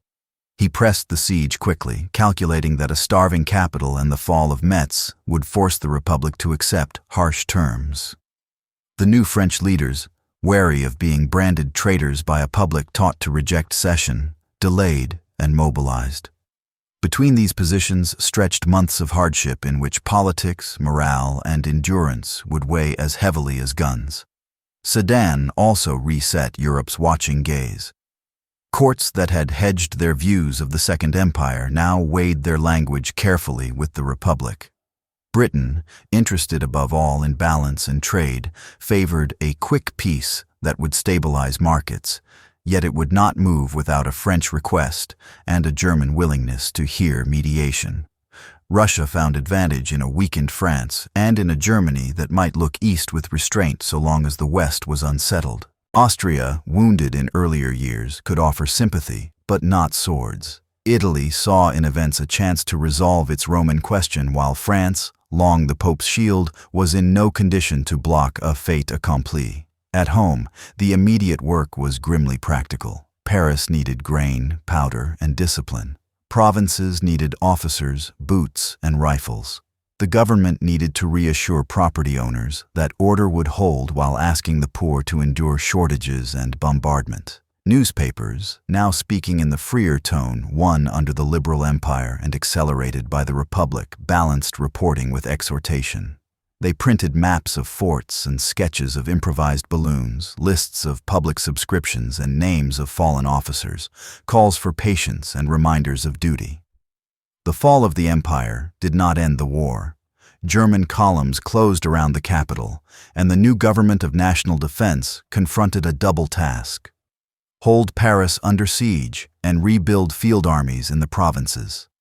General Trochu organized the city's defenses, while Léon Gambetta, escaping by balloon over the German lines, reached Tours to direct mobilization in the open country. Prefects became war managers, requisitioning horses and grain, converting factories to arms production, and summoning officers who had sat out earlier campaigns.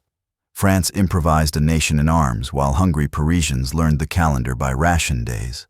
The siege reshaped daily life. Gaslight dimmed to save fuel. Zoos lost their wards to butchers' shops. Newspapers shrank and multiplied, balancing bulletins with instruction in civic patience. National Guard battalions elected their officers and drilled on squares newly cut by Haussmann's boulevards, proof that urban redesign could serve war as well as police. Artillery duels and occasional sorties punctuated a winter of cold and rumor. Outside the ring, new armies formed on the Loire, in the north and in the east under generals recruited from a thin roster of available talent. They fought hard, won moments of local success, and fell back under pressure from better trained, better supplied German forces. A decisive blow fell when Marshal Bazaine surrendered the army at Metz. That act released German formations to tighten the noose around Paris and to chase provincial forces assembling under General Chanzy on the Loire and General Fiderbe in the north. Gambetta urged resistance beyond exhaustion, believing that a nation that refused defeat could force better terms. Others warned that prolonging the fight would wreck finances and invite civil fracture. The government inside Paris weighed food stores and casualty figures against the political cost of admitting the inevitable. Balloons could carry letters. They could not carry bread. Negotiations began in the cold light of necessity. Jules Favre met Bismarck to set terms for an armistice that would allow elections and formal peace talks. The capital, starving, agreed to capitulate. Garrisons in fortresses laid down arms on schedules set by the armistice. The provinces, relieved of impossible expectations, prepared to vote. The electoral mood favored men of property and moderation who promised order and an end to suffering, even if that meant harsh concessions. Monarchists, both legitimists and Orleanists, won a strong majority, not because voters were suddenly devoted to thrones, but because they were weary of improvisation and fearful of radicalism in the capital. The assembly convened at Bordeaux, later at Versailles, where Adolphe Thiers emerged as the effective head of the executive, a veteran statesman determined to save the nation by painful bargains. The Treaty of Frankfurt that followed imposed severe terms. France ceded most of Alsace and a slice of Lorraine, including Metz and Strasbourg, along with a heavy indemnity payable over several years. German occupation would remain in parts of the country until the last installment was paid. A clause offered inhabitants of the ceded territories the choice to keep French nationality by leaving within a set time. Many families faced wrenching decisions: remain on ancestral land under a new flag, or cross the new border into a France that felt smaller and poorer. The treaty carved a wound into memory, a grievance that would shape politics for decades under the single word, revenge. While negotiators signed papers at Frankfurt, a political and social explosion shook Paris. Tensions had simmered all winter. The National Guard's elected officers had grown accustomed to autonomy. Working-class neighborhoods resented the idea of surrender dictated from Versailles. Radical clubs flourished under siege conditions. When the government moved to remove cannon paid for by Guard subscriptions on the Butte Montmartre, barricades rose. Soldiers sent to disperse the crowd fraternized with locals. 2 generals were seized and shot. The government fled to Versailles. Paris proclaimed the Commune. What followed was a civil conflict fought street by street and decree by decree. The Commune elected a council that mixed Jacobin memory, federalist ideas, and labor demands. It suspended rents, reopened workshops under cooperative forms where owners had fled, and attacked symbols of old power. The guillotine was burned. The Vendôme column toppled as a monument to militarist vanity. The Commune's social experiments were uneven, improvised under fire, and short-lived, but they left a vivid record of a city trying to govern itself against the grain of a centralizing state. In church-state relations, the Commune struck hard, separating church from state in the city, and taking hostages among clergy. In the realm of culture, it endorsed free primary education and recognized unions with a new legitimacy. Versailles gathered an army to retake the capital. Thiers, austere and relentless, combined political patience with military preparation. As provincial France accepted the peace terms and began to pay the indemnity by issuing bonds that citizens bought in a remarkable act of financial patriotism, the government assembled forces under reliable commanders, among them Marshal MacMahon. German troops still encamped near Paris watched impassively as Frenchmen readied to fight Frenchmen. Their siege lines framed a civil war they did not join. The army entered the city in the late spring, breaching defenses from the west. The bloody week that followed seared memory. Barricades fell, fires rose. The Tuileries and the Hôtel de Ville burned as communards torched symbols they hated or sought to deny to the enemy. Executions by firing squad marred both sides. The army, once inside, restored order with severity that the government justified as the price of national survival. Thousands were killed in the street fighting. Thousands more were arrested and later tried, imprisoned, or deported to New Caledonia. The dead and the exiled became martyrs for some, warnings for others. The Commune's defeat closed the season of siege politics and established a new hierarchy. The Republic would be conservative in order before it could be liberal in law. With the capital subdued and the peace treaty ratified, Thiers turned to reconstruction. The indemnity's scale might have staggered a poorer country. France met it with a surge of subscriptions. Savings flooded into government bonds. Installments were paid ahead of schedule. German garrisons withdrew earlier than anticipated. Railways repaired lines, factories retooled, farmers returned to fields. The Bank of France and private financiers coordinated flows of credit with a skill born of earlier crises. Municipal councils, now under Republican oversight, rebuilt schools and bridges, refitted waterworks, and modernized poorhouses that had stumbled during the winter. The administrative machine that had served the empire proved adaptable under Republican hands. Politics found a new center of gravity. Monarchists had a majority in the assembly, but not a single claimant all could accept. Legitimists backed the Bourbon senior line. Orleanists favored the branch of the July monarchy. Neither would bend, and the Count of Chambord's refusal to accept the tricolor flag blocked a compromise that might have restored a constitutional crown. Thiers, pragmatist to the end, used the stalemate to entrench republican practices. He argued that the Republic was the regime that divided France least and governed it best under the circumstances. His formula, conservative finance, steady administration, and cautious political inclusion, laid the foundation on which later Republican generations would build sturdier liberties. The army underwent reforms shaped by defeat. Universal service broadened the recruiting base. Training standards improved. Staff work became more systematic.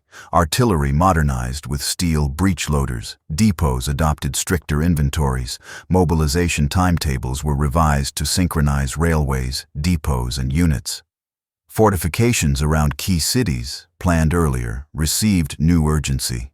War colleges studied the campaigns with unforgiving candor, recognizing that elan could not replace organization, and that secrecy without practice had wasted new weapons. Veterans of the siege and of the provincial campaigns carried hard lessons into a force that saw itself as the guardian of a wounded nation. The Church confronted a changed political map. The fall of the empire had ended the French garrison in Rome. Italian troops entered the city and completed unification, leaving the Pope a spiritual sovereign without temporal territory. In France, Catholic opinion divided over how to respond to republican institutions that many bishops had opposed. Over time, a current of liberal Catholicism accepted the Republic and sought to influence schools and social policy through persuasion rather than privilege, while ultramontane voices warned of creeping secularism. That argument would run through the early Third Republic and beyond, shaping laws on education and associations.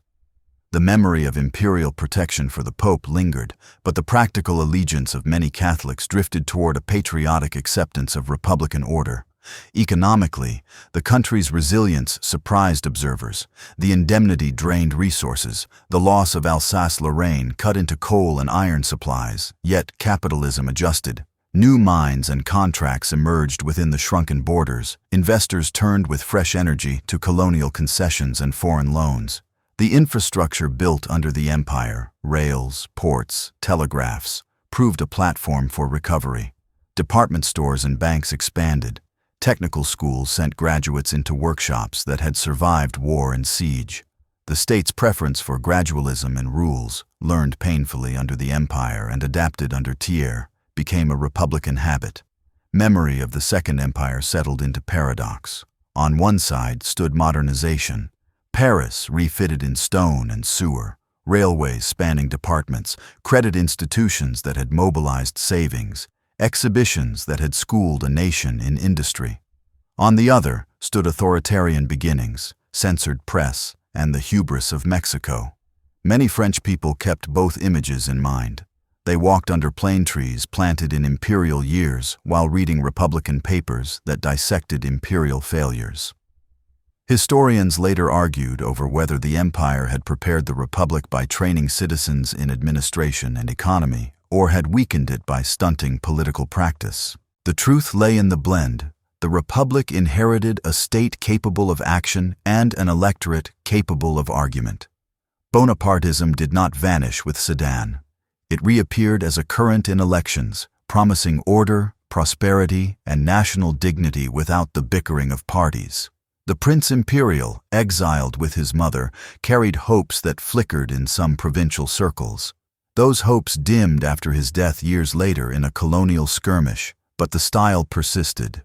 Appeals to plebiscite, to national arbitration above factions, and to a synthesis of authority with social care. The Republic learned to compete with that style by delivering schools, roads, and a sense of steady fairness under law. For Napoleon the Third personally, exile in England ended with death in the early years of the new decade. He had survived his capture and release only to succumb to illness in a foreign land. Admirers remembered his social ideas and his belief that prosperity could reconcile classes. Enemies remembered censorship and miscalculation. Empress Eugénie lived long into the next century, a living link to salons, sieges, and a lost son. Their story, once the state's story, became part of a wider tapestry in which France recast itself as a parliamentary nation with strong administrative sinew. The loss of Alsace-Lorraine was the most enduring political legacy. It fed a culture of remembrance and instruction. Schools taught geography with a hatched map that marked the provinces as absent. Veterans groups kept the flame. Newspapers relayed stories of families divided by a line drawn in diplomatic ink. Revanchist rhetoric waxed and waned with crises, but even moderates accepted that the frontier had become a question of honor. That sentiment shaped budgets and alliances throughout the early Third Republic, pushing governments to strengthen the army, to seek partners abroad, and to cool domestic quarrels when foreign danger loomed.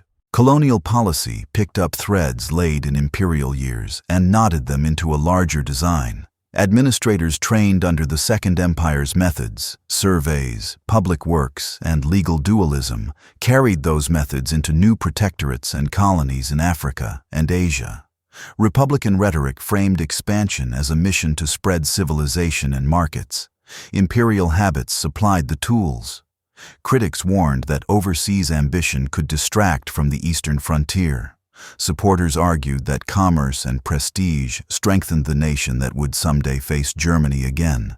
In this debate, the empire's example served both as caution and as blueprint. The arts and the city bore traces of continuity as well.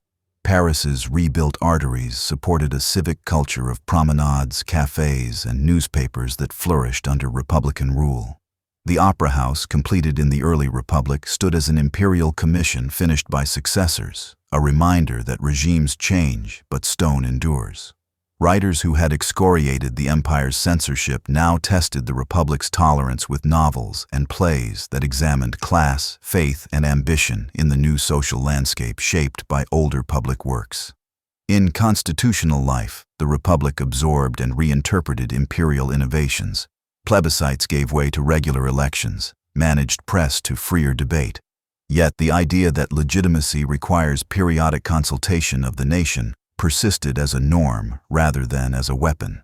Prefects remained powerful but faced councils more confident than their predecessors. The legislature claimed budgetary initiative and ministerial responsibility that the liberal empire had only begun to sketch. In a sense, the late empire's constitutional openings, born of necessity and carried forward by reformers, became scaffolding for republican institutions. When the decade closed, France was smaller on the map, but in some ways larger in civic capacity. It had endured invasion, siege, civil war, and indemnity, and rebuilt. The Second French Empire, for all its contradictions, had changed how the country built, traveled, borrowed, and thought about administration. Its collapse forced a reckoning that gave the Republic a sober temperament, wary of adventures, committed to schools and barracks, and conscious that prosperity and rights were not enemies but partners. The memory of past grandeur and past error coexisted, instructing a political culture that would navigate the long road to a new century with one eye on a lost province and the other on the ledger of national strength.